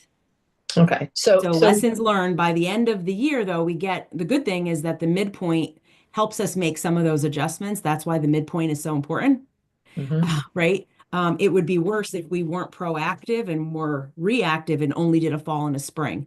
Now, Right. because of that midpoint, we get to make adjustments, have conversations around curriculum, unpack some of those standards, and decide whether or not we need to pause and do more in-depth conversations and learn and lessons for specific standards versus others based on the achievement of our students in front of us. Okay. You know, I think one of our challenges is in the district is, again, it's creating, how do you say, an urgency around the work. And this is often true in, top-notch districts. But one of the things that we were talking about today at a district level was, and thank you, Tracy Edwards, for bringing it up, is when you look at the growth projections and you say, well, okay, 50%, 51% of the sixth graders in ELA, 51% met their growth target. To me, that's concerning. Like, how close are they to meeting it? That's 51%. Half of them met their target. And so when you look at the level, we always talk about personalization in Weston. Who are the children that didn't meet it? How much that did they not meet it by? Who are these children in front of us? And how can we move that 51% up to like 60% should be meeting it? That's where we really need to get in the weeds with this data. It's because, you look and you say, gee, they went from 76 to 73 achievement, and 51% of them met their growth projections. How many students is that? 51. How many students are in the sixth grade? Who are the students? Who are the ones of the cusp kids that are almost there? What can we do to push them forward? I mean, that's really the next level of work that we need to continue focusing on in the upcoming months and year. Just so long as that's all I wanted to do, is get a better understanding of it and know that that is exactly what you're doing, which is focusing on ensuring that those kids get the help that they need, the intervention or whatever necessary tools to make sure that, at the end of the year, they end where they're meant to be, right? Where we need them to be a high performing district. And the other piece too, I want to add, is that we are also ensuring that students that are maintaining their academic achievement as well, right? We don't want to create a gap either. So it's this delicate, balance and insurance that, teachers are looking at all students. It's not just the students in intervention or needing intervention support. It's looking at all kids and differentiating in the classroom within a specific unit, as well as if they have high performing students in the classroom, how are they enhancing and enriching the experience for them as well? It's complex for sure. It is, exactly. And to Michael's point, I mean, we don't have 50% of the kids in intervention. So what are we doing? We have to work better in the classroom and pushing it forward. And I don't want anyone also on this call to think that, you know, and I'm looking at Laura. Laura has amazing scores. And when you translate that, Michael, into like, how do you identify these kids and when do you get them support? And yes, there's screeners and this and that, but there is also a caring element of these teachers that meet day in and day out. They meet with their teams. They meet with the grade level. They meet with those cells and talk about these kids on a weekly basis. Laura, maybe paint a little bit of that picture because I've seen it. It's very powerful stuff. Yeah, thank you, Lisa, for bringing that up. It is a recurring process. So while we have to find times of the year when we take deep dives into the school-wide data, fall, winter, spring, there are periods of time between that when we're putting students on plans, when we're updating plans. And Lisa's right, those are happening every week. The teachers are meeting with the SILs, they're coming to see me, they're talking to Allison Brett, our assistant director, who is heavily involved. And we're constantly having conversations and updating and looking across multiple points of data and making those tiny little adjustments weekly, sometimes daily, to really keep moving that needle forward. And this is where those, the teachers know their students so well and in their classrooms, and they're, constantly advocating and working with those children on an individual basis. I was asking the question, exactly, Laura. I was asking the question more from also the standpoint of, just as I think about students, let's say, who may struggle, of course, making sure that we identify them immediately and address sort of any supplemental, needs for their educational experience, rather than, in time for them not to fall further and further behind. Then all of a sudden you've opened up a massive gap, because some of these, math, for example, a lot of it builds on itself over time. And so if you're missing basic concepts, then that's going to make, concepts later on just very, intractable for some of these children. So I just want to make sure that, yes, we're identifying them as early as possible. And then we're, of course, not necessarily overtaxing the resources, but making sure that we're giving them the help they need as quickly as we can. So, yeah, you're spot on, Michael. And that's why, right from kindergarten, that we're so proud of that 96% in math in kindergarten, because we don't wait. The teachers start working with the students immediately, and we, pick up some students for intervention in September, depending on what we see and what we believe they need. And we don't wait, and the teachers are on it day one. And when you look at that algebra 1, and Megan, I'm going to ask you to speak to that. We're talking about the Hurlbut, but when you look at why did we zero in on algebra 1? Why? We also made a curricular course change to get at algebra 1 to how to get those skills up. Megan, do you want to speak to that new course? Sure. So we introduced the algebra for next year. We introduced the new course of Algebra 1 linear equations. We really want to hone in on that aspect of Algebra 1 because, Michael, to your point, we really recognize that the strong foundation of Algebra 1, without that strong foundation, it rears its ugly head, right, later on, whether it's in Algebra 2 or pre-calculus, and taking that feedback from teachers. And I really give a ton of credit to the math department and to Riley as the CIL to really be creative and really focusing on the needs of students to really determine, who are the students that would really benefit from spending more time with the linear equation component and wait for the quadratics component, which comes in the whole, I hope I'm saying this right, the entire course of Algebra 1, right, is a combination of linear equations and quadratics. And so separating that out and saying some kids do need more time with kind of the linear equation piece. And so we are trying to be creative and inventive to give them those foundational skills. And to Steve's question, Steve, when you said, can we have some real numbers? So in that algebra 1, right, 70 students, 30 of those students are the students with disabilities. So if 52% of them are, what's that? My math's not that good. 17, students met their growth target. What about the other 15? Right. We know who they are. What are we doing about them?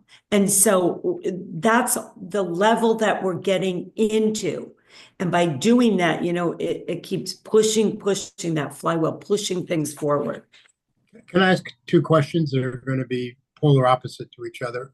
So, in terms of when a child is perceived to need some form of intervention, is that voluntary on the part of the child or in discuss with the parent? And can they refuse it? Parents can refuse support. It's called passive consent. Yeah. We always notify and communicate on a regular basis around identification, entry and exit, and in which areas. But yes, a parent can and have refused, in my experience, they've refused support. Then the second question is, when you have a student who is a high achiever, Mhm. what do we do to incentivize them? Yeah, so I mentioned that before, right? In the classroom, teachers are very skilled around differentiation, and we have support from our CILs to help teachers think of alternate activities, project-based learning tasks that frankly are good for all students that we've been integrating into the curriculum. But I would say that we also use our library media specialists to support some of the enrichment activities to extend some of the curriculum for students that have a passion project or they have another interest that they can really see how that content in that grade level expands beyond the classroom walls and maybe in a specific career path or with a project per se. Great. Well, thank you. Yep. I just wanted to add to around multi-tiered system of support and intervention. I just want to make sure that we never forget some of the social, emotional, and the non-academic components that we weave into some of our decision making. Laura mentioned attendance. At the high school, we do look at disciplinary factors and consistency and tardies and a whole bunch of other indicators that may be creating a roadblock for student success. So it's a three-dimensional design when we look at achievement and growth, and it's not just some of these metrics that we're giving you here today, but it does include some of those qualitative pieces that are not really coming from curriculum-based assessments or standardized assessments as well. Perfect. Anybody else? Yeah, so I've been through this so many times at this point, I don't have a lot of questions. So for the rest of my colleagues here, this guy that usually talks a lot doesn't have a lot to add to this particular area, but I would say, and I see that, Sharon. I see you, Sharon. I would say those three things. I do have one first comment, which is really it's in the springtime. I kind of go back to this meeting and I ask for how we did, right? Because I think we kind of re-review these things. Is it late spring that we do that? Yeah, we do it in June. Okay. So my other question is, where are we at today compared to where you expected us to be? Like, are you seeing the improvement that you would expect to see? Because when I first looked at some of the data, it wasn't to me, I wasn't overwhelmed with, wow, we're doing great, but I wasn't underwhelmed with that we weren't making progress. So where do you see us today compared to last year? And where do you think we're going to be in June so that I can come back to this meeting and say, well, back in February, you said this. So where do you see us trending?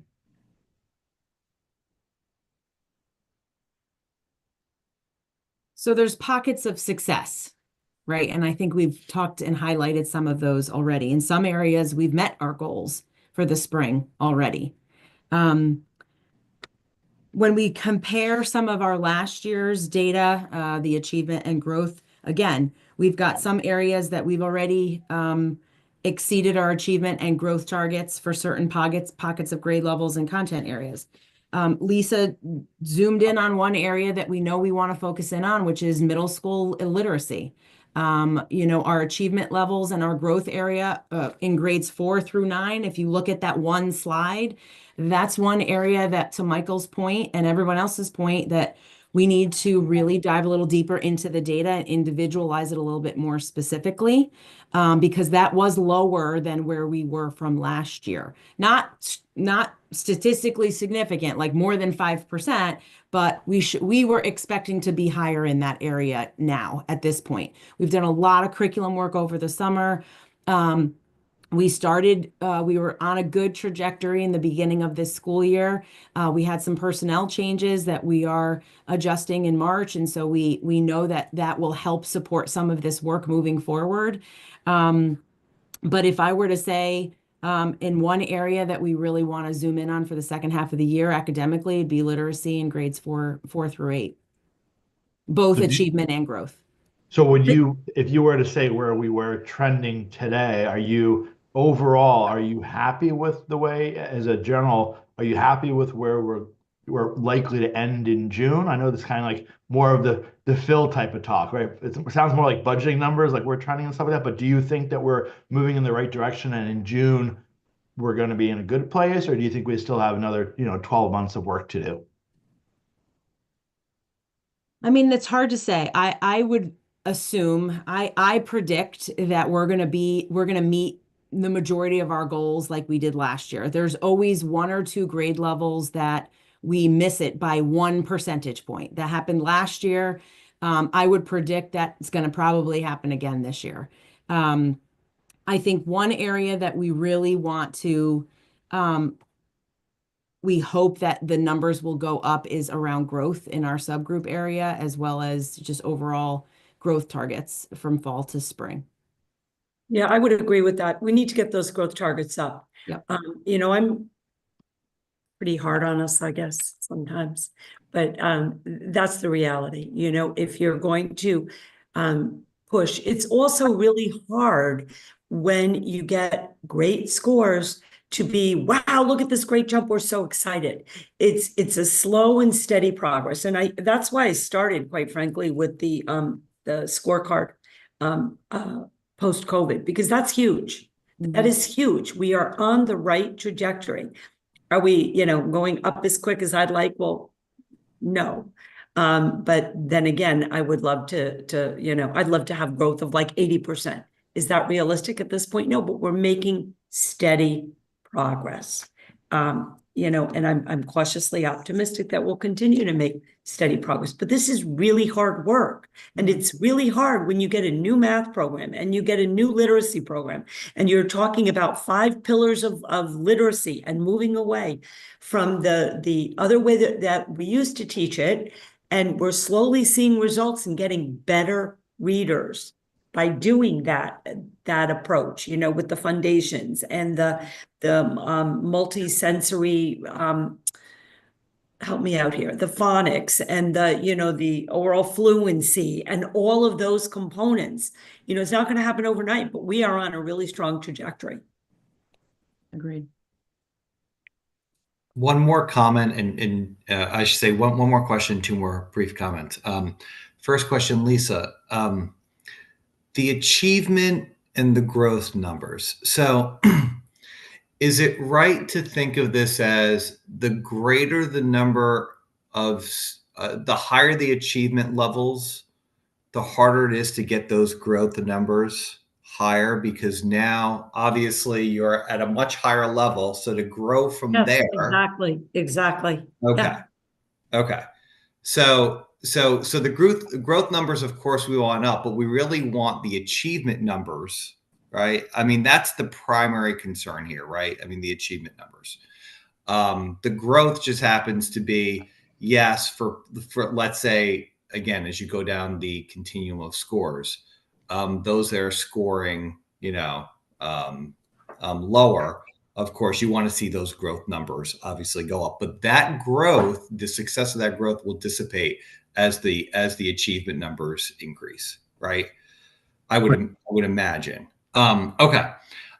2 quick comments then, just on to David's point as to how we tracked last year. Maybe in the in the deck for June, can you just throw in the appendix, what we did last year? Sure. Maybe Yeah. so that we can all look at it and it can be unified. And then secondly, I know we've done this in past decks. You guys used to put in tabular form the science the science achievements here. It used to be you used to basically have tables and say, Yeah, okay, I know what you mean. 9 to Yeah. 63. Can we maybe either go back to that? We don't have to go back to those tables, but go back to a tabular form, or at least space this out such that you can just read across, because otherwise Yeah. I'm trying to have to follow. Yeah, I looked at those. Yeah, there's different visuals. We can pull that Yeah. for this spring for Yeah. inner orbit. It's just Okay. a different platform. It's not so easy to pull some of the data because it's really grounded in instruction, but I can pull that visual differently next time for sure. Okay. Yep. Because, for example, I noticed, I mean, this was an astounding number, right? In DCI, I guess, which is a slide Yep. 18. Disciplinary core ideas. Yep. Yeah, we went from 63% to 100% in motion and stability. Yep. So that seems to be, I think, something we want to underscore, and it may get lost in sort of how we read the two charts here, or I should say the two tables here. Sure. No problem. Okay, thanks. Yep.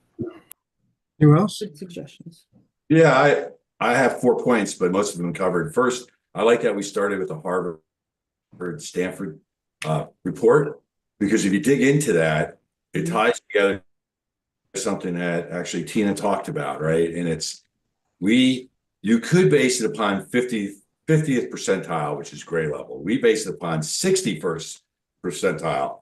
I don't know what that means, 1 grade ahead or more. If you look at our number in math as a district, I think this is K through 9, we actually operate at 2.5 years ahead of the national average.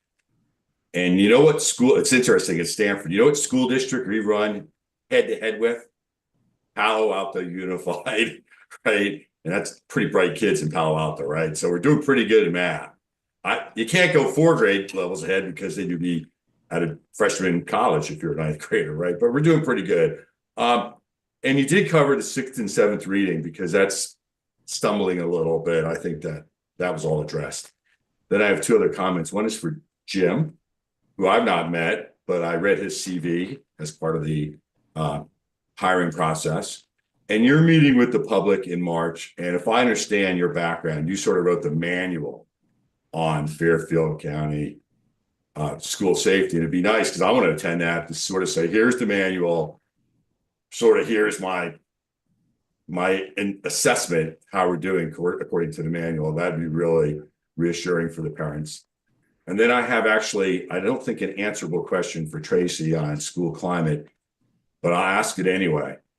Do you think some of the national divisiveness is starting to creep into Weston, where we were a little bit above the fray for many years, but now we're sort of in the fray?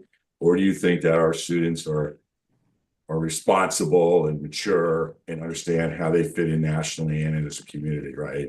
Because I get a sense that we're sort of losing our grip a little bit, but I don't want to put up a red flag on that. So I don't know how you address that, or maybe that's just to be addressed at the end of the year, that final assessment. So I think that's a loaded question, and I will do my best to answer it as I can. In one of our budget conversations, there was a discussion, I think Chad asked a question about anxiety and mental health challenges and kind of what I thought was attributing to that. I think there's a lot of factors that impact our kids, especially at the high school level. And I think the tenor and climate of the world around them absolutely plays a role in their stress level and the stress level of their families and how they're able to respond and be resilient to the challenges that they're facing on a day-to-day basis. I think that's something that we've experienced more markedly since the start of COVID. And I think there's just been a variety of factors that have contributed to it since. So I think we have a lot of resilient, thoughtful, engaged students. And I think we're living in very complex times. And that plays a role in how every single one of us engages in our days, including our students. So I don't know if that answers your question, but it was an attempt. I appreciate the attempt. Thank you. I think it just needs, we got to keep our pulse on it. Maybe that's where I was taking our discussion. Anybody else? Great. That was, thanks, Tina, and everyone else. That was really comprehensive. Yes, Steve, can I jump in with a question, actually? Sure, of course. Yeah, two things. One is, I want to call out a couple of things that people have been mentioning about these sort of enrichment opportunities. And I know the irony of having just come through budget season and ask about this expanding. But in one of the parent forums about what the parents were interested in looking for in the next superintendent position, something that came up was some of these things, these enrichment things, robotics, the other ones that were mentioned even tonight on the call in terms of enrichment is the book club, et cetera. A lot of these qualitative things. If we can have an eye to, is there ways to expand those? Because there's no reason we couldn't have two if one was good, or three if two were good, et cetera. And if it often comes down to a function of cost, then perhaps we can think creatively, like, are those opportunities for the PTO to get involved or otherwise? But I just want to call out that some of the most exciting things that seem to be percolating were these sort of enrichment kind of offerings for our kids. So just flagging that. No real question there, but just a comment. And then the second one, I swear, I know you all will not believe me on this, but I was not going to bring this up were it not for Dan Doak's tremendous great news about how positive the removal of cell phones as a momentary distraction in class has been at the middle school. And that just brings me back to the question about the plan for the high school, especially given that that conversation has been started with the Challenge Success program recently. So if you're prepared to give any kind of update about the high school plan, I'd love to hear it now as part of the improvement plan, given that is part of the discussion tonight regarding the middle school. If that's premature, then I can look forward to that in the future, and we can, rain check it to that point. So I can speak to the high school. Cell phones were one of the 6 focus groups or action groups today. We got some great feedback from teachers, at the high school level. We also think it's only fair that we get some feedback from kids, and from parents. So I think that there is a lot of research and data out there about the negative impacts of cell phone use. And we also know that, students can do a lot of what they do on their cell phones on their personal laptops in our bring your own device culture at the high school. So I think we want to be really mindful in the work that we're doing. And so what we did today was each of those action groups created a proposal. So we now have 12 proposals coming to our school leadership team, which is our program council.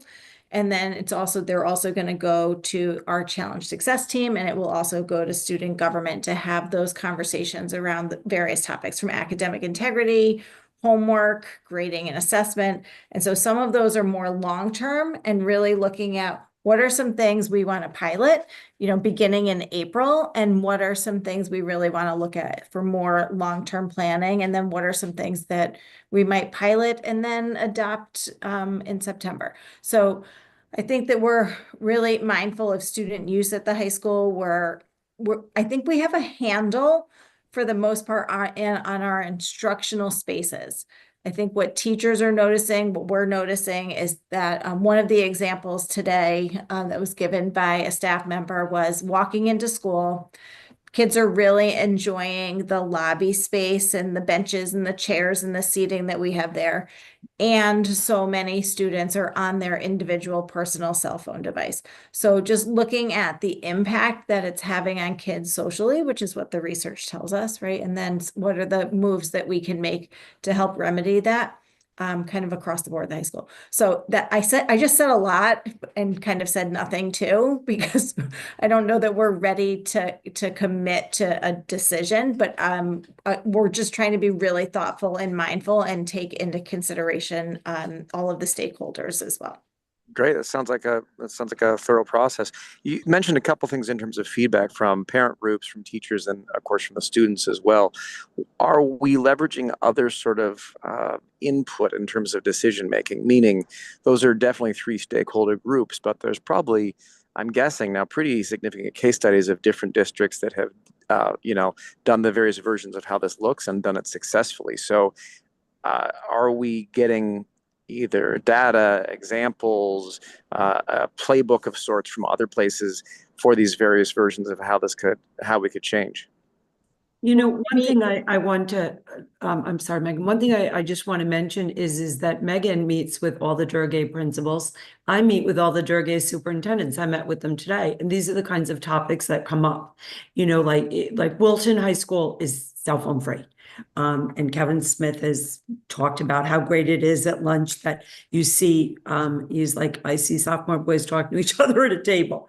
So we do have access to that, but I think and that's really great because it's a similar demographic than that what we have. They were very interested in, I was so proud to be able to say, oh, Weston Middle School, Mr. Doak, it's gone really well. And they ask a lot of specific questions. The devil is always in the details. So I'm confident that is also happening at these meetings. I don't want to speak for Megan, but you meet once a month as well, don't you? And we actually have a weekly standing call with the Durgay High School principals, and cell phones are often the topic of conversation. And we know that Wilton has implemented the Yonder pouches at the high school.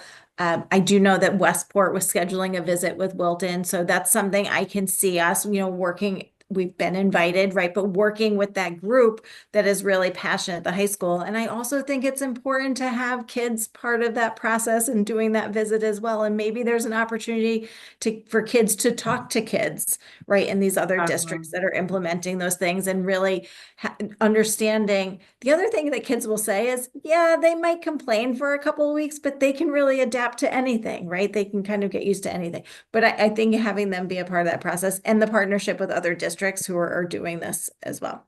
So. Okay, great. Thank you. So, Megan, I'm sure I'm not the only person interested in this, although I'm most often the most vocal.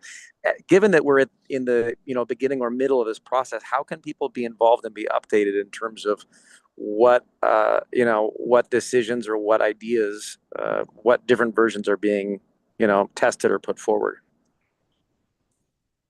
So one of the tools that I use to communicate is the week ahead. I think that before I'm putting anything in the week ahead about piloting, I'm imagining that that's going to come to one of our subcommittees, I would imagine. And we have a challenge success team. We have 4 parents. So we have a meeting on Friday.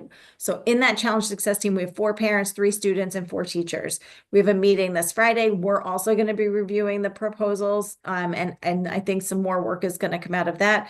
And so, potentially putting those names of the parents out there, that if there are families and parents that want to either get involved or give feedback, the purpose of the parents on the committee is to be really an effective liaison to the community as well, and to help ensure that parent voice, family voice.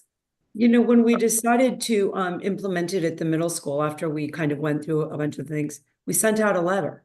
And usually in something like this, after you've done your due diligence, people then are told. And as in any time when someone is told, there'll be people that will be happy and there will be people that won't be happy. But as long as the process has been inclusive, it's not going to be a vote. Okay, we're all going to vote. No, but a decision is made and the principal of the school communicate it. Sure. Understood. So my 2 cents on that would simply be that given that process that you've described, there's enough data out there and enough different school districts trying this even beyond the Durgs. If you look at what has happened, even in massive districts like New York and California, when they've tried it or haven't, or this or that. So it's probably worth, digging into the most successful versions of this. And if in fact it is Yoder bags, if it's banning them from campus, et cetera, if it's following the sort of Jonathan Haidt model of the book that you provided us so kindly this fall, Lisa, about, at a certain age. Anyway, I would suggest broadening the stakeholder group to including as much as we can, data, case studies, examples. I think that could help us make an even better decision. But thank you so much. Chad, I also just want to add that when we did those action groups today, it was grounded in the research. So there were articles attached to those discussions to help inform the decisions or the proposals that were being made. Great. Well, I really appreciate it. Oh, sorry. Go ahead, Lisa. Yeah, no, I was just going to say, we have electronic files of so much research and data, and some of you have actually sent things, or other people in the community have sent things, and we read through it all and look very carefully at it. It's important. Yeah. Well, great. Well, thank you. It's an important issue. So appreciate it. That's all my questions. Good. Shall we move on to new business? Yes, please. Thank you. New business. So grants, gifts, and bequests. I'm going to ask Laura Cadis to take it away because there is approval of a donation from the AGS PTO. It goes along the theme of climate. Yes, thank you, Lisa. So our PTO came up with this idea. It's a very generous offer to systematize our signage in the hallways. As you know, if you've been to Hurlbut, we have these very long hallways, and we've always had homemade teacher signs outside of the classroom doors, which are lovely and very personalized, but they're near impossible to keep up on. They're very labor intensive to make, and when staff changes, it's been very hard to keep up on. So the PTO generously offered to fund signs that would be consistent in the hallways and give a nice uniform look, and would also increase visibility for visitors, so it would make getting around the building a little bit easier. They brought samples, and they really are quite beautiful to look at, and would be a nice add to our hallways and really be functional. So even in terms of just security and really having some visible signs that are easier to read and very easy to update and keep on top of when staff changes. So I believe that has to be approved, the amount, correct? Yes. Right. Yes. David, you want to read the motion, David, if you have it in front of you? Yeah, I do. Let's see here. That's the 7A. Yep. Move that the Weston Board of Education approve the donation from the HES PTO in an amount of $4,000. Is there a second? I'll second. All those in favor? Aye. Aye. Opposed? Item 7B. 7B is an approval of an overnight field trip at the high school level, and I'm going to ask Megan Canetta to talk us through this proposed field trip. Megan? Thank you, Lisa. So we offer a course at the high school called Facing History.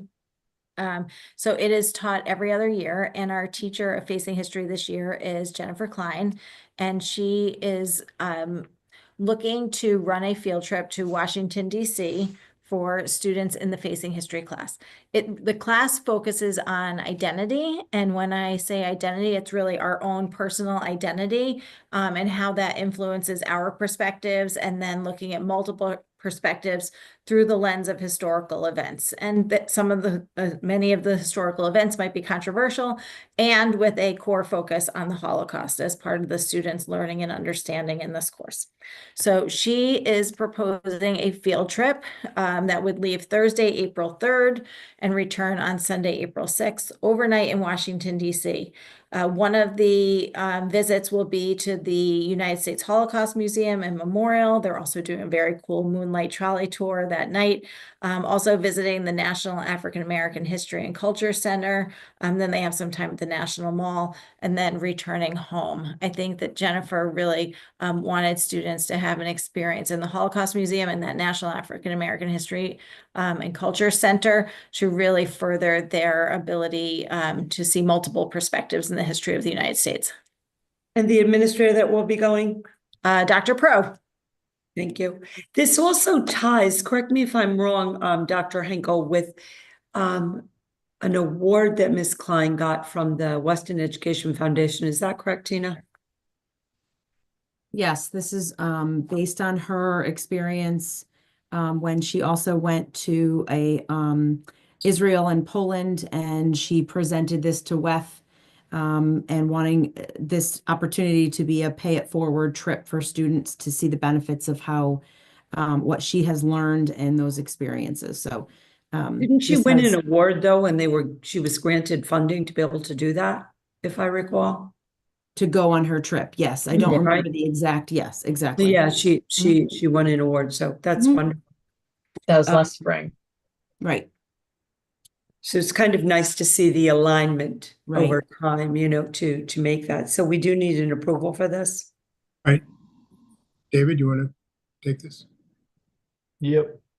Move that the Weston Board of Education approve the overnight field trip to Washington, D.C. as presented. Is there a second? I second. All those in favor? Aye. Aye. Move on to. Thank you.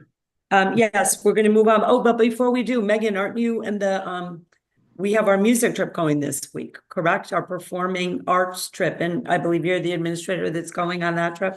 When do you leave? We are. We leave on Thursday and we return on Monday for 5 days of music and performances at Disney. Ooh. And both Miss Cavoni and I have gone on that trip. That's quite an experience taking. That happens every 4 years. Is that right?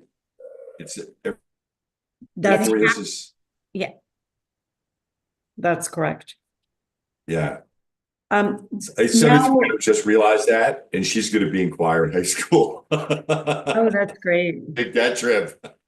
So now we're doing the discussion and approval of the consent agenda. Ms. Cavoni, if you could take us through that, please. Sure. Thanks, Lisa. It's been a busy month in HR. We have a number of new hires, as well as some internal transfers. And we have also started to see notices of retirements coming in. And so a notable item on the consent agenda that I would just like to highlight is Mr. Doak's notice of his retirement from the Weston Public Schools. And if you'll indulge me for just a moment, Dan Doak came to Weston in 2008 when he was appointed to serve as assistant principal of Weston High School. And after 7 years in that role, he transitioned to the middle school, where he has proudly served as principal for the past 10 years. In the letter announcing his retirement, Mr. Doak wrote, "I want to express my sincere gratitude to the Weston Public Schools for the opportunity to learn, grow, and serve the students and families of this incredible community. I have deeply valued the work we've done together, and I am proud of the dedication and collaboration that define our schools. It has been an honor to work alongside such talented educators and to contribute to a district that prioritizes student success and well-being." There are many in this community who would say the same about Mr. Doak, that he consistently embodies the collaborative spirit that is so critical to achieving student growth and success. Dan, on behalf of the Weston Public Schools, I would like to thank you for your outstanding service to our district, and I would like to wish you a well-deserved retirement. And I have to second that, because I remember when we hired you and you came on board as the assistant principal, and I was the principal of Weston High School. So yeah, Well, you have a few more meetings, Dan, so you're not going away. You do have a few more meetings, but I also want to say, Dan, thank you. When I first moved here, you were my son's middle school principal. So that was 8.5 years ago. And I have to tell you, from the very first time I met you, I said to myself, that's a really special person, because it's not easy. Let's face it, middle school is one of the toughest places in a developing child's life. As somebody once put it, it's when you are caught running in the phase in which neither of your feet are on the ground. That's pretty much middle school. So you are most off balance in middle school, and it takes a really special person to deal with kids in that state and get them to the point where their foot is back on the ground, and that's exactly when they move into high school. So it's been wonderful to have you there to guide those children through those really challenging developmental years, and I appreciate all that you've done. So thank you. Yeah, Dan, I would say the same. I think before I was on the board, we had to interact due to little issue with my now 16-year-old. Steve's like, oh, I want to know about that. But yeah, you're very calming, and like Sharon said, you probably got one of the hardest jobs in the district as far as the age group, because it's such an awkward age, right? I think Peter, your daughter, is in that age group, right? She's in the middle school. Yeah, I was going to say, despite all the challenges at the middle school across the board, thank you, David. Yeah, the aforementioned young lady that wants to do course now is really having a hoot. So I think that's a testimonial to Dan and the teachers that one could break out and just really thrive. Did you have a second comment, David? Did I interrupt you, or should I just finish? I was going to make a comment about the middle school when he comes back in 20 years and it doesn't look any different, but I'll keep that for later. And that's cool, because my second legacy of Mr. Doak is that his staff produced ed specs looking forward, and the role of the board and the administration and the new leadership for next year in the town of Weston is to what extent can we adopt the ed specs, right? That's going to be the challenge. So hopefully we could leverage that work that he produced and add high value to that building. I'll jump in too and just say, Dan, it's just such a pleasure of always getting to be the beneficiary of your positivity in these meetings, in committee meetings all over the place. I could not be more of a fan of just how you go about your everyday business. And thank you so much for your service to the community. Terrific. Well, not terrific, actually, but congratulations. This requires a vote. Yes, please. David? Yep. So this is the motion to accept the consent agenda first, right? Yes. Yeah. Move that the Weston Board of Education accept the consent agenda as presented. Second? Sharon? Second. Yeah. Those in Second. favor? Aye. Aye. Opposed? Lisa, district updates? I think the superintendent has said enough about any updates, so I will defer my time to human resources. I also believe that I have presented all that I need to this evening. Thank you. You can keep it going, Tracy. If you like. I have one just brief update, but I'll be quick. This week, I'll be sending out a communication to district families about our next PPS meeting. During the meeting, we're actually going to mix it up a little bit and talk about growth mindset, which Patty had mentioned in her social emotional presentation, and how to support a growth mindset in your children and at home. The meeting will be on Monday, March 10th at 8:30 a.m. It will be virtual, and I hope to see many families there. Thanks. Phil? Unfortunately, I do have several updates. So the good news is that for the period ending January 31st, we're seeing some positive results. The month-over-month change is a positive $100 and approximately $49,000, which has reduced our projected deficit for the end of the year to $44,000. Contributing to that were salaries, FMLA savings, and turnover savings, and unfilled position, reduction in projected legal fees for the spread PPS department. Other services, I think it's important to highlight this. We have as of January, pretty much a combination of students transitioning back to district and a shift from tuition to settlement agreements. So what that means is that our projection for expenditures for those two lines have been reduced by approximately $289,000. So those are all positive things. So want to shout out to PPS department for their hard work and how they serve the students. The big concern that we have going forward for the remainder of the year has to do with electricity. In our meeting on Friday, we spoke about the increase in the delivery charge. We have a fixed supply charge with Constellation and the delivery charge, which is the charge to transmit power over the lines from Eversource, has increased significantly. What we've seen year over year is approximately a $153,000 increase in those charges, which translates to about a 65% increase. So based on those numbers and how we're trending, we have increased the projected expenditure for the remainder of the year by approximately $257,000. Other than that, internal services are trending for dental claims are trending as planned. We may be a little bit below where we have been for the past year or so, but I think overall things are looking good. Questions for Phil?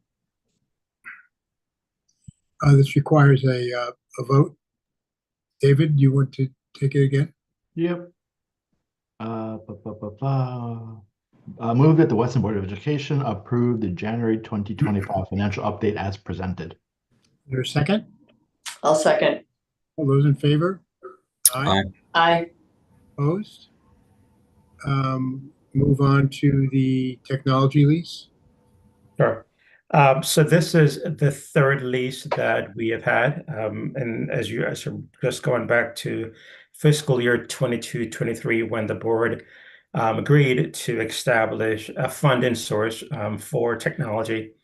So this is year 3. So we did issue an RFP back in late January. We had responses from several vendors or several companies, with the lowest one being from Cogent Bank out of Florida, coming in at approximately 4.14%. So the range of rates were from 4% to 10%. Based on those rates, we're proposing, recommending that we award this current year's lease to Cogent Bank. Are there questions for Phil? We reviewed this in the finance committee. And my only real quick question, I know this has come up year over year, is are we actually looking at the math to do the financing, the leasing? It's still working out the way you expected it to with interest rates going up every year? I'm not opposed to the process, but okay, so. It is. Okay. I have the language if you'd like. Yes, please. Move that the Weston Board of Education approve the technology lease as presented. Is there a second? Second. All those in favor? Aye. Aye. The next is a review and approval of the Weston Middle School renovation status evaluation bid.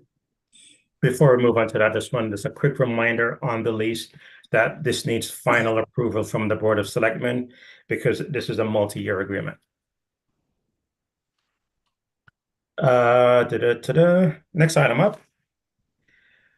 So a few weeks ago, we discussed issuing an RFP to ascertain if the middle school will qualify for Renovators New status based on the criteria on Form SCG 3520.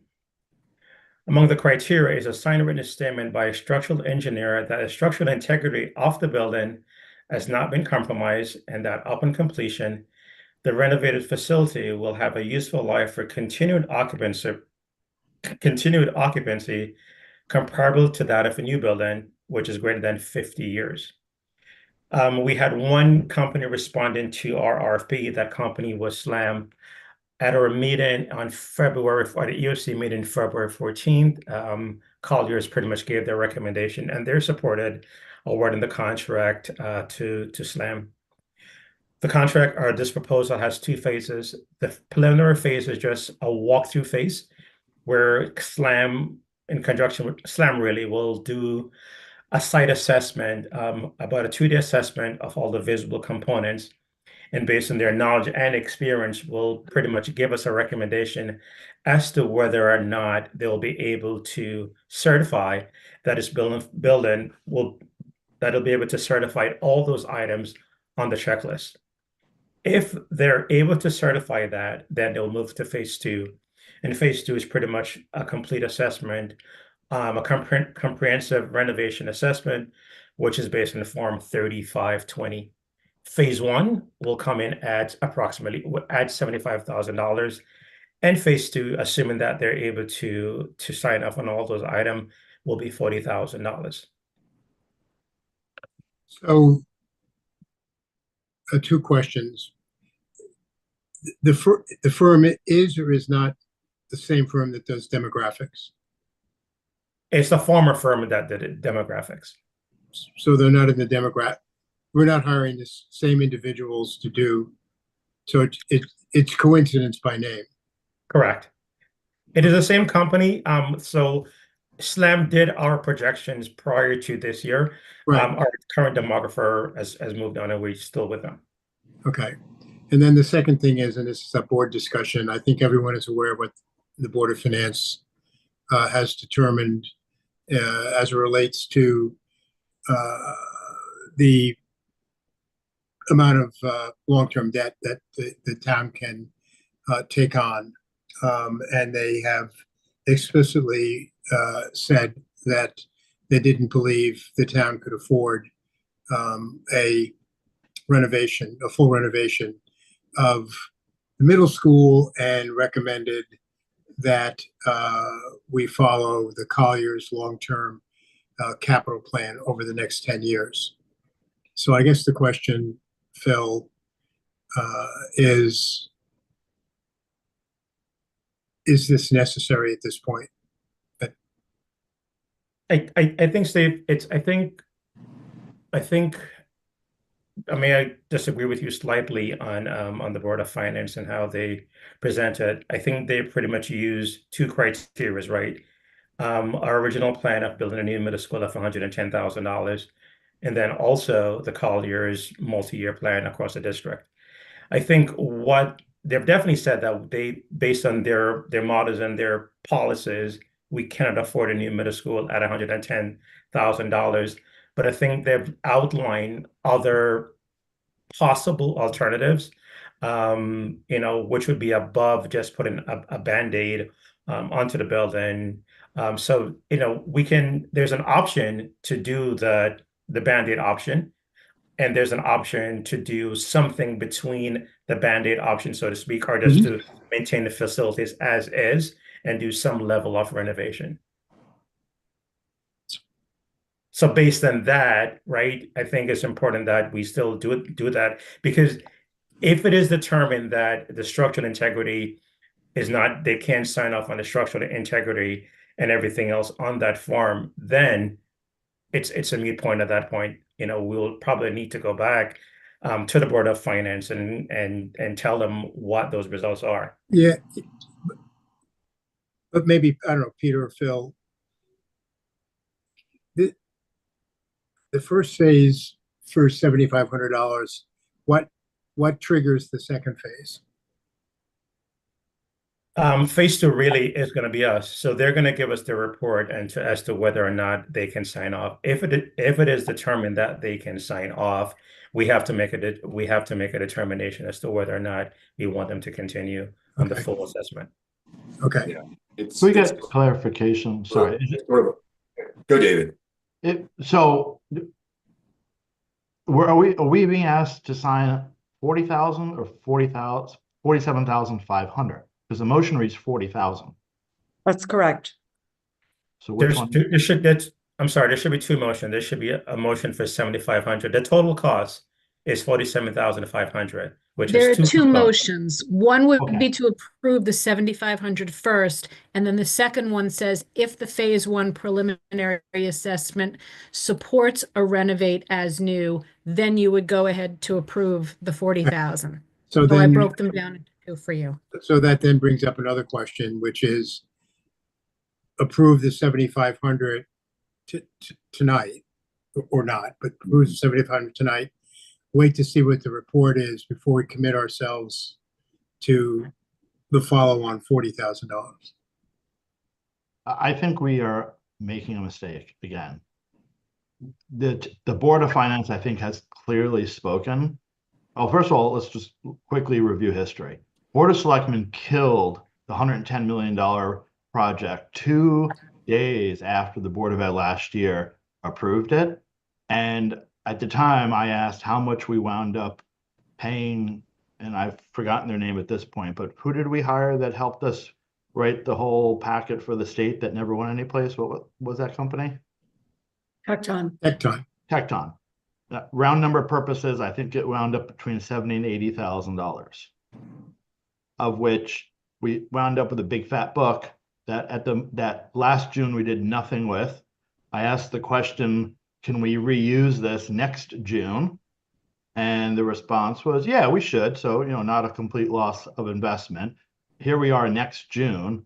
The project's dead again, and it was revived potentially for June of 26. The Board of Finance has all but said it's dead. We're not going to spend $110 million.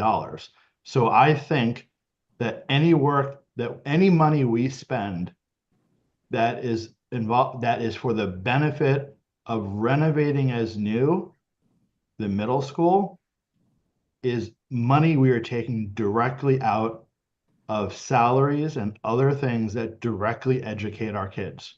And I can't imagine any way that we can support spending $7,500 or $40,000 right now. The Board of Finance has to give us an allowance. We continue to test drive and get insurance quotes for a car we are not going to be able to finance. So I'm a proponent of, we have to do something at middle school, but we are spending taxpayer money on something that is clearly dead. Actually, David, I would I'm sorry. disagree. Sorry, I'm going to respectfully disagree. I think that right now, as it stands, the 110,000 or 110 million that aspect is dead. They've told us we cannot afford it 100%, right? So they have given us money that we can use. So the question is, do we try to finagle some sort of a new structure with this lower amount, or are we going to renovate as new? And if we're going to renovate as new, which is, I think, where we're leaning, what we're going to have to do with the current middle school, if we're going to do that, then we need to do what Phil is proposing. We need to find out whether or not it's even feasible for us to renovate as new for the middle school. But we're not renovating as new. If you look back at the history, the renovate as new is dead. We cannot afford it. We've received proposals. Well, I'm I think sorry. renovate is new. It depends on what we're doing. When we're renovate as new, But we're we gotta not. do something with the existing structure. But what we need to do is we need to find out whether or not it's even feasible to do something with the existing structure. And so I think that is where, Phil, correct me if I'm wrong, but that is where this study comes in to say to us, guys, you're barking up the wrong tree. The structure is beyond repair, or they're saying we can certify that this structure does qualify for a renovate as new. Am I incorrect in that assumption? Is that what this does? That's incorrect. Look at Collier. No, she's actually correct. Just to clarify, the build as new project for $110 million was pretty much killed by the town.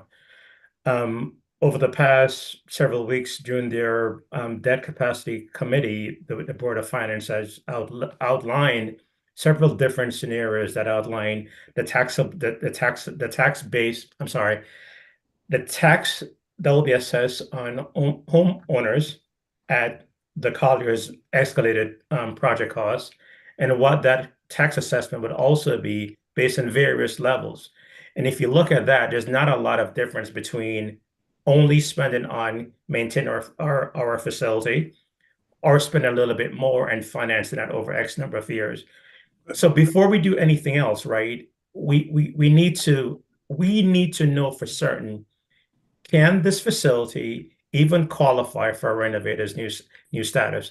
Whether a decision is move forward or not to renovate or to build new, we just need to know once and for all where we are. There's another important piece here that I want to mention, because this came out of a walkthrough that I went on with Mike Del Mastro looking at that middle school. And whether I'm looking at it that the data that they give us in this report, okay, you renovate is new. It's also data on the structural condition of the school. When they walked the building with us, and I believe, Dan, you were there, they were very concerned about any kind of HVAC upgrade, which we know we will have to do, and being able to do it with the ceilings and the space and the design of the building and how it would be done effectively. When we took them and we showed them how we have science classes, they're not in science labs, and I would hope that any kind of Band-Aid approach, would correct that and do something about the deficiency in the science labs. They were looking at, cursory looks at the plumbing and again, the building, the rooms that are currently used and all of that. So I would respectfully suggest that the information that we are going to get from a structural engineer would be looking at, basic elements of meeting code and how, if you're not going to do a big renovate as new for however many millions, we at least have to have more of an understanding of how we can even renovate that school with HVAC and heating and labs and things like that. And that is all part of it because Dan, you were on that walkthrough with me, correct? Mr. Joke, when they walked through and they looked and they were pointing out things like, look at the egress here. We don't know about the egress here. This egress is concerning in the inner courtyards. Looking at the egress going out by the pool from the oldest wing in the building. They were concerned about that. So there's things I think that we're going to find out that would behoove us because when we're looking at capital projects and what to do next and how to do it, this also provides us with important information on the how.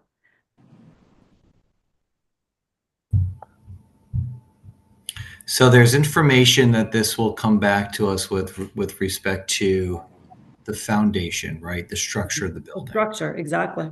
I assume then if we do something smaller, let's say we do some sort of renovation. I think this is, and maybe this is the difference between what David's saying, what Sharon's saying. There's a renovate as new where you're undergoing a large construction project, and then there's renovate as new where it's much smaller in scope. Phil, if you do something much smaller in scope, does that can that be deemed renovate as new and eligible for a reimbursement? And No. maybe I'm confusing the terms, but is there any eligibility for reimbursement here, Steve? Unlikely. So even if we're considering seeking some kind of reimbursement, first step is that someone has to sign off that the building itself has to qualify from that. And it's right, so that's step one. Someone has to say, hey, I can put my seal of approval on this. But broadly speaking, we can take a portion because we did the window project at the high school, I think back in 1997, and there were some other projects that was done that did qualify for some level of reimbursement. So there's different things that can be done that will qualify as whatever it is. No, I think we have to look at. We can't count on that. No. I'm just saying I'm saying what happened in the past. I'm not saying that's what we're going to do. Yeah, sorry, Steve, go ahead. The governor has already announced in his budget that he wants to cut back on school reimbursements for construction. I don't know how much, what qualifies for it. I just think, maybe it does, maybe it doesn't. I don't think we can assume that it does. I totally agree. I mean, the Colliers study is basically a Band-Aid study across all the buildings. Doesn't do it just keeps them operating. Doesn't improve them, so I personally would like to know, which is why I asked that question earlier about splitting the 7,500 and the 40,000 of, if we say, okay, done, Board of Finance, we we understand where you are. And then we start spending money patching up the middle school, and they we may not be able to patch up the middle school. That's the issue.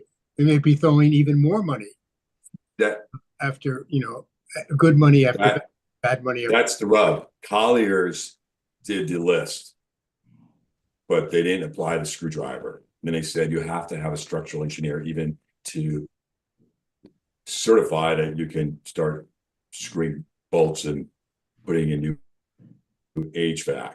So we're like, that's the next step. If they don't certify at all, we're in a jam. If they say you can do HVAC and those things, the structure can support the work.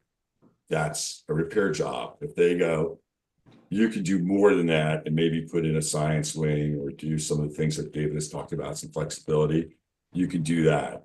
And then we can decide on that gradient, right? On that spectrum, how far do we get to renovate it? It's new if we get that far. But this study is, we don't know if you can even put a screwdriver to it. That's the jam we're in. My second point is we actually anticipated this for this year's budget. And I think Phil can confirm that we actually have capital budget monies allocated to such work. I forgot the wording used. It's like 11 months ago, right? Structural engineering, architectural studies, civil engineering, but we actually allocated capital monies to exactly this type of work. So I think in the parlance that we've used before, we're sort of spending the taxpayer money on the right thing that we got taxpayer money for last spring. So I don't think that's an issue. The money's there to spend, and this is the right thing to spend it on. In a two-step process. If we get to you can actually do more than you thought. Our walkthrough says you can do a sledgehammer, don't worry about screwdrivers. Then we go to what can we do? We take expertise and we look inside the walls to see what's possible. So that's sort of the logic of what's happening here. But I guess the logical next question is, do we have to do this now? Right. Or do we, maybe we do want to have another conversation with Colliers. We talked about that and say, okay, we thought we were going to do this, but now we're going to do something different. Where does this, what we're talking about tonight, fit into that puzzle, or can that puzzle piece be done a couple, 3 months from now that we know that the Board of Finance has recommended that we not go forward, and the town only has a bonding capacity of, I can't remember the exact number, and the timing of it. In certain ways, I hate to be accused of kicking the can down the road, but I think on this expenditure, it would seem to me, but it's only my opinion, we don't have to do it today. Well, you don't, but you are kicking the can down the road. Unless we get answers on the building, know upfront that all we're talking about is getting the work scheduled. And so if we meet with Colliers and get further information, you're probably looking at doing this in the fall, which maybe that's fine. Well, I don't want to be That's the case. kicking the can down the road, so I will take back. I mean, we don't meet in the summer. It's going to have to get approved. So it won't get done. And then you're right in the middle of budget season. And I guess I would advocate for doing it so you at least have some answers. Like some definitive answers about the state of this building.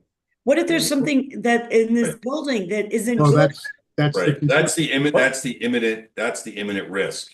Like the worst case scenario, I don't want to scare the parents, but let's say there's something significantly wrong, right? That Colliers isn't the expert to say it, but these guys go, you have a real problem here. Then you have to address it with immediacy, right? So then that changes the whole discussion, how to address something that's immediately and imminent. But is that the 7,500 or the 47,500? Yeah, well, you don't know. That's the 40,000,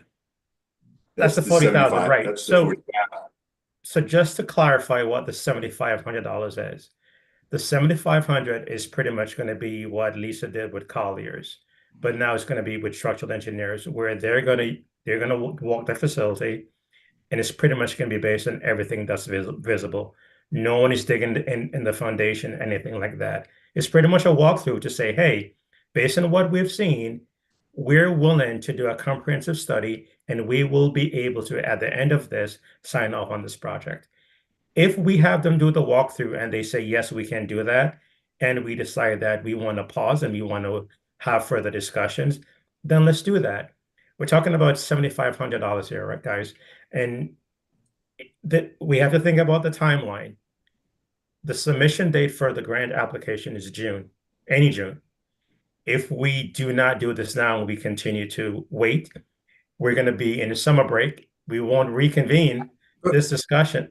But we're not submitting a grant application. No. Right. So any June. What I'm saying is any June. So the longer we take to start any process, the further along we're going to be. So if we do nothing right now, and let's say we continue to talk with Colliers, we don't meet in the summer, so we won't start this process again until next fiscal year, which means that our first discussion on this will probably be around September. But Phil, right. So I guess the only thing that I'm saying is we've been deferring. The last conversation we said we need to at least know if we will qualify for renovator's new status. But we're not doing that. Right. We don't have enough money to do that.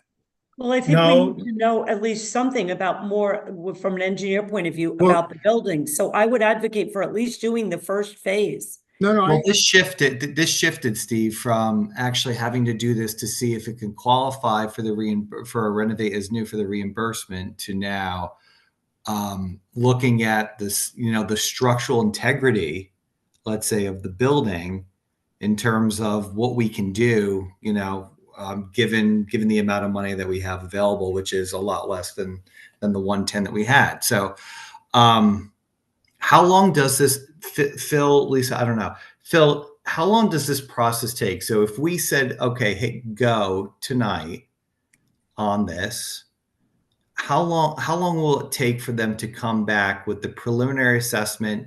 Do we then have time to discuss that? And then, of course, the comprehensive assessment. How long do these things take, Phil? I have no idea. No, that's okay. The planned timeline is that they will be on site for 2 days, and then they'll draft the report. So based on this and to get on their schedule, I think we're hoping to be able to report back to the board sometime in April, if I'm not mistaken. April 21st board meeting, hopefully. Let's say if we shoot for that, and then you say, let's say whatever they say, then you reach a decision about do you go into the next phase or not?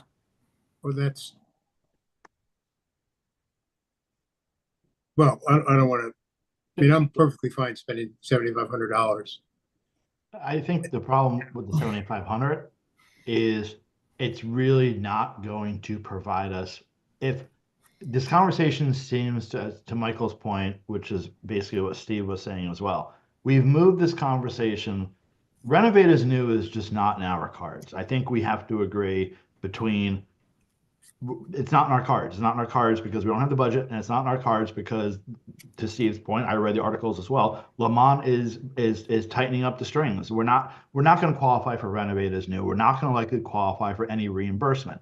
So if the conversation has now moved, which is what Peter sort of implied, that the building is not potentially structurally sound, and we need to hire somebody, the 7,500 is not going to give us any data. The 7,500 is going to simply say, okay, we now know what we're going to look for. Now we need 40,000. So to approve 7,500 tonight, we are essentially also approving the 40,000 because we're going to have another meeting after they do the $7,500 of work, and we're going to be told as a board, yeah, they want to move forward with the 40,000. So the two things go together. You can break them into two votes. You can break them into two meetings. You can do whatever you want.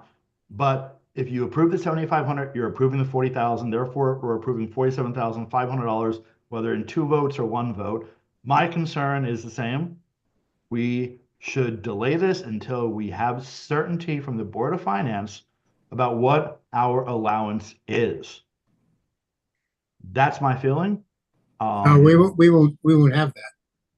they gave us guidance already as to Yeah. what they thought it would be, but They- we don't have that until the town votes on it. That's when we find out for sure how much we've got. But they we gave us have a- what they felt we could tolerate.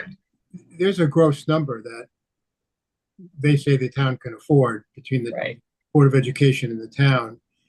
We're going to have to tell them what we want, knowing that we can't exceed, we Well, can't. exactly. And how are you going to know what is the most important need if you don't have someone look at it structurally? No, you have to look at it structurally, Lisa. There's no question. So think the that's question is what's when. confusing to me. We don't want to do it because we can't do renovate as new, but at some point, then it comes back to, well, where's your capital plan? Where's your design? What do people, what do you say? We will eventually do exactly what we're talking about tonight. I mean, that's it. I mean, the building needs attention. We've already determined that. We are going to spend $47,000 at some point. And the question is, do we spend it tonight and start the ball rolling on whatever the renovation is going to be of the middle school and other schools for that matter? Yeah. Or do we say no, but then what do we do? So we're gonna have to do some sort. We have to do something with these buildings. And to be honest with you, every time we kick the can down the road, it gets more expensive. And I think, go ahead.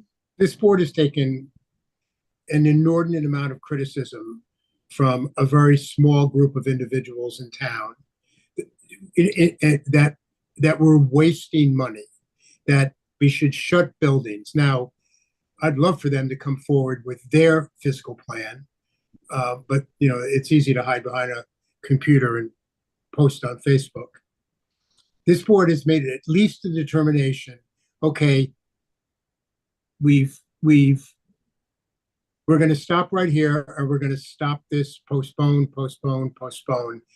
And it's always been the case that the Board of Finance has to tell the town. We gave the Board of Finance what we would like to do. They came back and said, no, we don't have enough money for that. I don't believe we should be criticized for that, although there's a cadre in this town that seems to go out of their way to do that. We just said, this is what needs to be done. Now we know we can't afford it. What are we going to do next? Ultimately, we're going to spend this money because you're going to have to look at the middle school. No question about it. So I will rescind what I said before, and I will pick up on Phil's earlier comments that we're either going to spend it today or we're going to spend it 6 months from now. But one way or another, we will spend money on a structural study of that school. I agree. And I think, again, that the longer, I mean, look, we had years ago, we have spent a lot of money on studies. There's no denying No, we have a lot of money on studies. No, I'll stop you right there. That's another thing I'm not apologetic about one iota.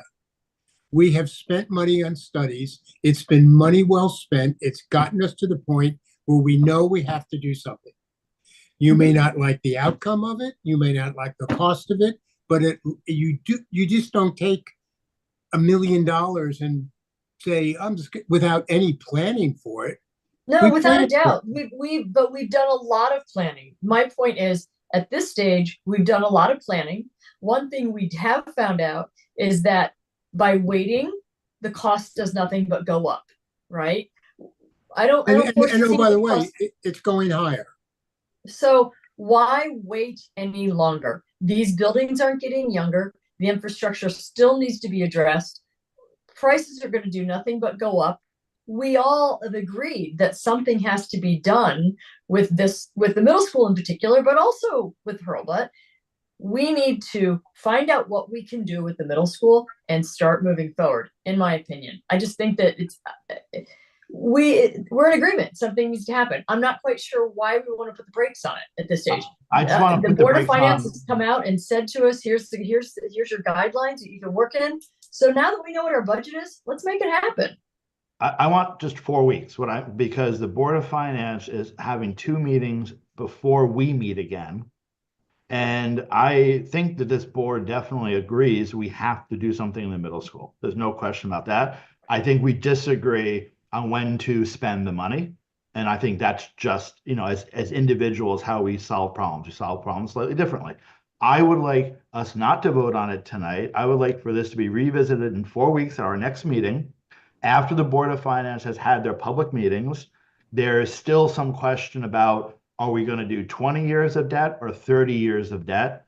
I think the number was around 60 or 70 million, was roughly the dollar amount the town could afford. So my feeling is we wait 4 weeks, we find out from the Board of Finance a more specific range that we're going to be allocated, and maybe it's $55 million, maybe it's 60 million. We go to Colliers and we say to Colliers, we now have a budget. It's $60 million. We have to spread that across 4 buildings. We have to 10 years or potentially 20 years, or in some ways 30 years, but 10 years. Now that you know that we have 50 million or 60 million to spend, what do we focus on at the middle school and what studies do we need? I just think 4 weeks, a lot's going to change in the next 4 weeks with the Board of Finance meetings with the public. And I think that they're going to commit to a 20-year loan or borrow, or a 30-year. I think we should just give it 4 weeks. All right, we should just bring this to a vote, unless anyone disagrees. Just to point out, 4 weeks would take us past the March meeting, so then we would be looking at April 21st. All right, so hold on 2 seconds. So I'm not quite sure, David. I mean, based upon the last Board of Finance meeting, whether they do it for 20 years or 30 years, the amount didn't seem to be changing. Am I incorrect in that? No, the amount, and this is where I'm going to get dangerous. So I'll just say, maybe I'll just defer. I'll set it up and I'll defer to the finance people in the room. But basically, I believe the Board of Finance, all of the basics are to maintain our AAA rating. Mm-hmm. And the debt that we can take over 30 years looks better than 20 years. So I think that what they're wrestling with is, do you want to do what I think is unusual, borrow for 30 years when it's typically 20? And I think that's part of what they're wrestling with themselves internally, their subcommittees, and that they're soliciting feedback from the community on. But I believe that's really what they're working on. Do you want to do something to maintain our AAA rating of 30 years? Or do you want to stick to 20 years? And by the way, we're not the Board of Finance, but if you borrow for 30 years and you've got systems that have a 20-year life, right, you're going to be paying in years 21 to 30. But that's not the gating issue here. And it's not really our problem. It's just, it's not their problem either. They have to come forward with any bonding, regardless of the duration of it at some point. And how they finance it realistically is going to be up to them. But again, that's not going to change the number that they're giving us. No, it's not going to change the number at all. It's just going to change the tax burden. Correct. So, but we know pretty much what our number is. What the Board of Finance has told us they think the town can handle to maintain our. But what they haven't done, and the shortcoming in the study, is if we told them we needed, I'm making the number up, $25 million today. Mm-hmm. Yeah, I don't know if they've thought out whether we're going to be doing it over a 10-year period, or we say the building right today needs a big number, and the town's going to all of a sudden have some large number on their balance sheet, as debt. I think that they would love it if we spread it out as much as we possibly could. But if we're going to do a big chunk of the middle school, maybe we take, if they're giving us $70 million, let's say they're giving us $70 million for the school district. If we can take, 50 million for the middle school, and in 2 years, 20 million for Hurlbut, however we can spread it out, I think that they would love that. That gets back to ultimately, we're going to be spending the money that we're talking about tonight. Yeah. 4 weeks from now, it's not going to change anything. We know the gross numbers, the gross number that the town can afford. Right. Anyway, we should just take a vote on this. Wait, before, I just want to point out just want to clarify two things. One, which is most important, we're not saying that there's any structural issues with the middle school. Right. So I just wanted to point that out because we've talked a lot about structural integrity and stuff like that. So we're not saying that. So I just wanted to say that just for the public. In terms of funding, last fiscal year, $96,000 was approved for all kind of anything consulting relating to the middle school. So then why is it, Phil, if we approve $96,000, why do we need to approve this amount tonight? Because we've been having these kind of conversations. Okay, so this is just this money is already set aside. This is just to specifically allocate $47,500 of the $96,000 that were already allocated for this, correct? That is correct. How much of Okay. the 96,000 has been encumbered or spent so far? So far, we have spent $0. So we can afford it right now. We can afford it. At some point, we may make a decision to Here, allocate. it's like getting a coupon. Let's go shopping. Joking. That's gonna come back to haunt you. We can have other conversations with SLAM in terms of the $40,000 and also incorporating all the work that has been done by Tecton to see where we ultimately end up. At the end of the day, right?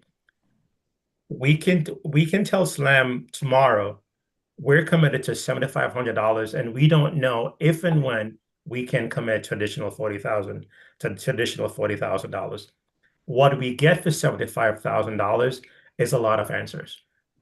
Regardless of however it is that it plays out. It's perfectly fine, but if we do approve it tonight, it would be nice for you to give us an interim report after they do the walkthrough, $7,500 walkthrough. Definitely. Okay. Right. I think that's on the EOC agenda for April. Okay. Work timing, right? So I'll read the motion. Move that the Weston Board of Education approve the Phase 1 preliminary assessment of the Weston Middle School. It's two motions in the amount of $7,500. Is there a second? I'll second. All those in favor? Aye. Aye. Opposed? Aye. Okay, so that's one. Oops. Is there a, where's it? Oh. Where's this? It's right under, it's Yeah, right it- underneath It that. blends in. That's what threw me off as well. It's where? Yeah, It's right under it's the the next line underneath it. I don't want to start clicking around because I don't want to throw you off. Do you want me to read Steve? what I've the got second it. Yeah, motion? yeah, would you read it? I David don't has see it. Yeah. If the Phase 1, so if the motion is, if the Phase 1 preliminary see. assessment supports a renovated new status of the Weston Middle School, the Weston Board of Education approves a comprehensive renovation assessment in the amount of $40,000. I'll Is there- second. Okay. All those in favor? Aye. Aye. Opposed? Well, thank you very much. Shall we move on to committee updates? Yes, please. Communications Committee, I assume, didn't meet. Nothing to communicate on that category. CABE? Lisa's not here. Oh, he's not here. CES? We're doing negotiations with the teachers and stuff. Nothing interesting to Weston. Okay. Curriculum?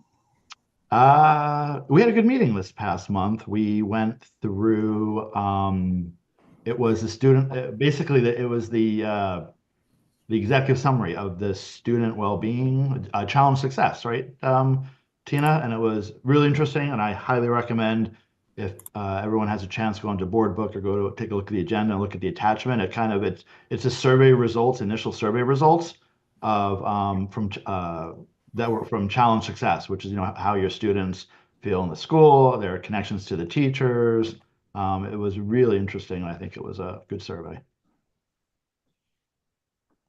EOC, I think we've covered it. We're good. Finance, I think we've done that. The only Mike Delmastro wasn't there at our most recent meeting. He was on vacation. Policy, Sharon? We went through the civility policy and also the employee, what's the word I'm thinking of right now, policy. And we basically, we're not quite ready for a first read on either of them. And we also touched on, hold on, I have it right here, the Title IX, and what we're going to be doing with the new administration, how we're going to end up reverting back to the 2020 policy from the 2024 regulations as they're being repealed. So I think that that's pretty much, Michael, am I missing anything there? No, we covered it. Yeah. Michael, safety and security, that was a good meeting. Sure. Yeah. We, couple things. We discussed obviously the swatting incident that happened at the end of January. So Captain Joe Michelli was there to walk us through sort of, the response. We talked about the rollout of the quick links, which is ongoing, which is great, across the district. And then, of course, we introduced our new director of security, who's also here tonight, Jim Wiltsey. And we announced the 2 upcoming forums for parents to meet Jim in person, interact with them. They're scheduled for Thursday, March 13th from 7 to 8:30 p.m. at Weston Middle School, the library. And then on Wednesday, March 26th from, 9:30 to 11 in the WISC cafeteria. So we're piggybacking off of the PTO meeting there. WEF, Sharon, is anything going on? You know what? I actually was not able to attend the most recent WEF meeting, but Tina, were you able to attend? Maybe you can give some update. Yep. Patty and I were there. They approved supporting a grade 3 field trip to enrich the science curriculum that was proposed from our CIL there. And they are also talking about fundraising events that they're coordinating for March and the fall of next year. Yes. I'm sorry, May and the fall of next year. So that's kind of it for the evening. I just remember Saturday is Speak Up at the don't smile, Phil. Saturday is Speak Up at the library at 10:30 in the morning, I believe the time is. What is Speak Up? Refresh my memory, sorry. No, you don't know what Speak Up is? I don't. People come and speak up about different concerns and give feedback. They ask questions of, every board and commission in town and the police department. Oh, so are all the chairs there? I'm assuming you're going to be there then? Yes, I will. I believe it's sponsored by the League of Women Voters. Isn't that correct? Oh, that's great. Yeah. Okay. 10:30 Saturday morning, Weston Library. Can I have a motion to adjourn? So moved. Okay, second. I'll second. All those in favor? Aye. Thank you. Thank All right, you. thanks.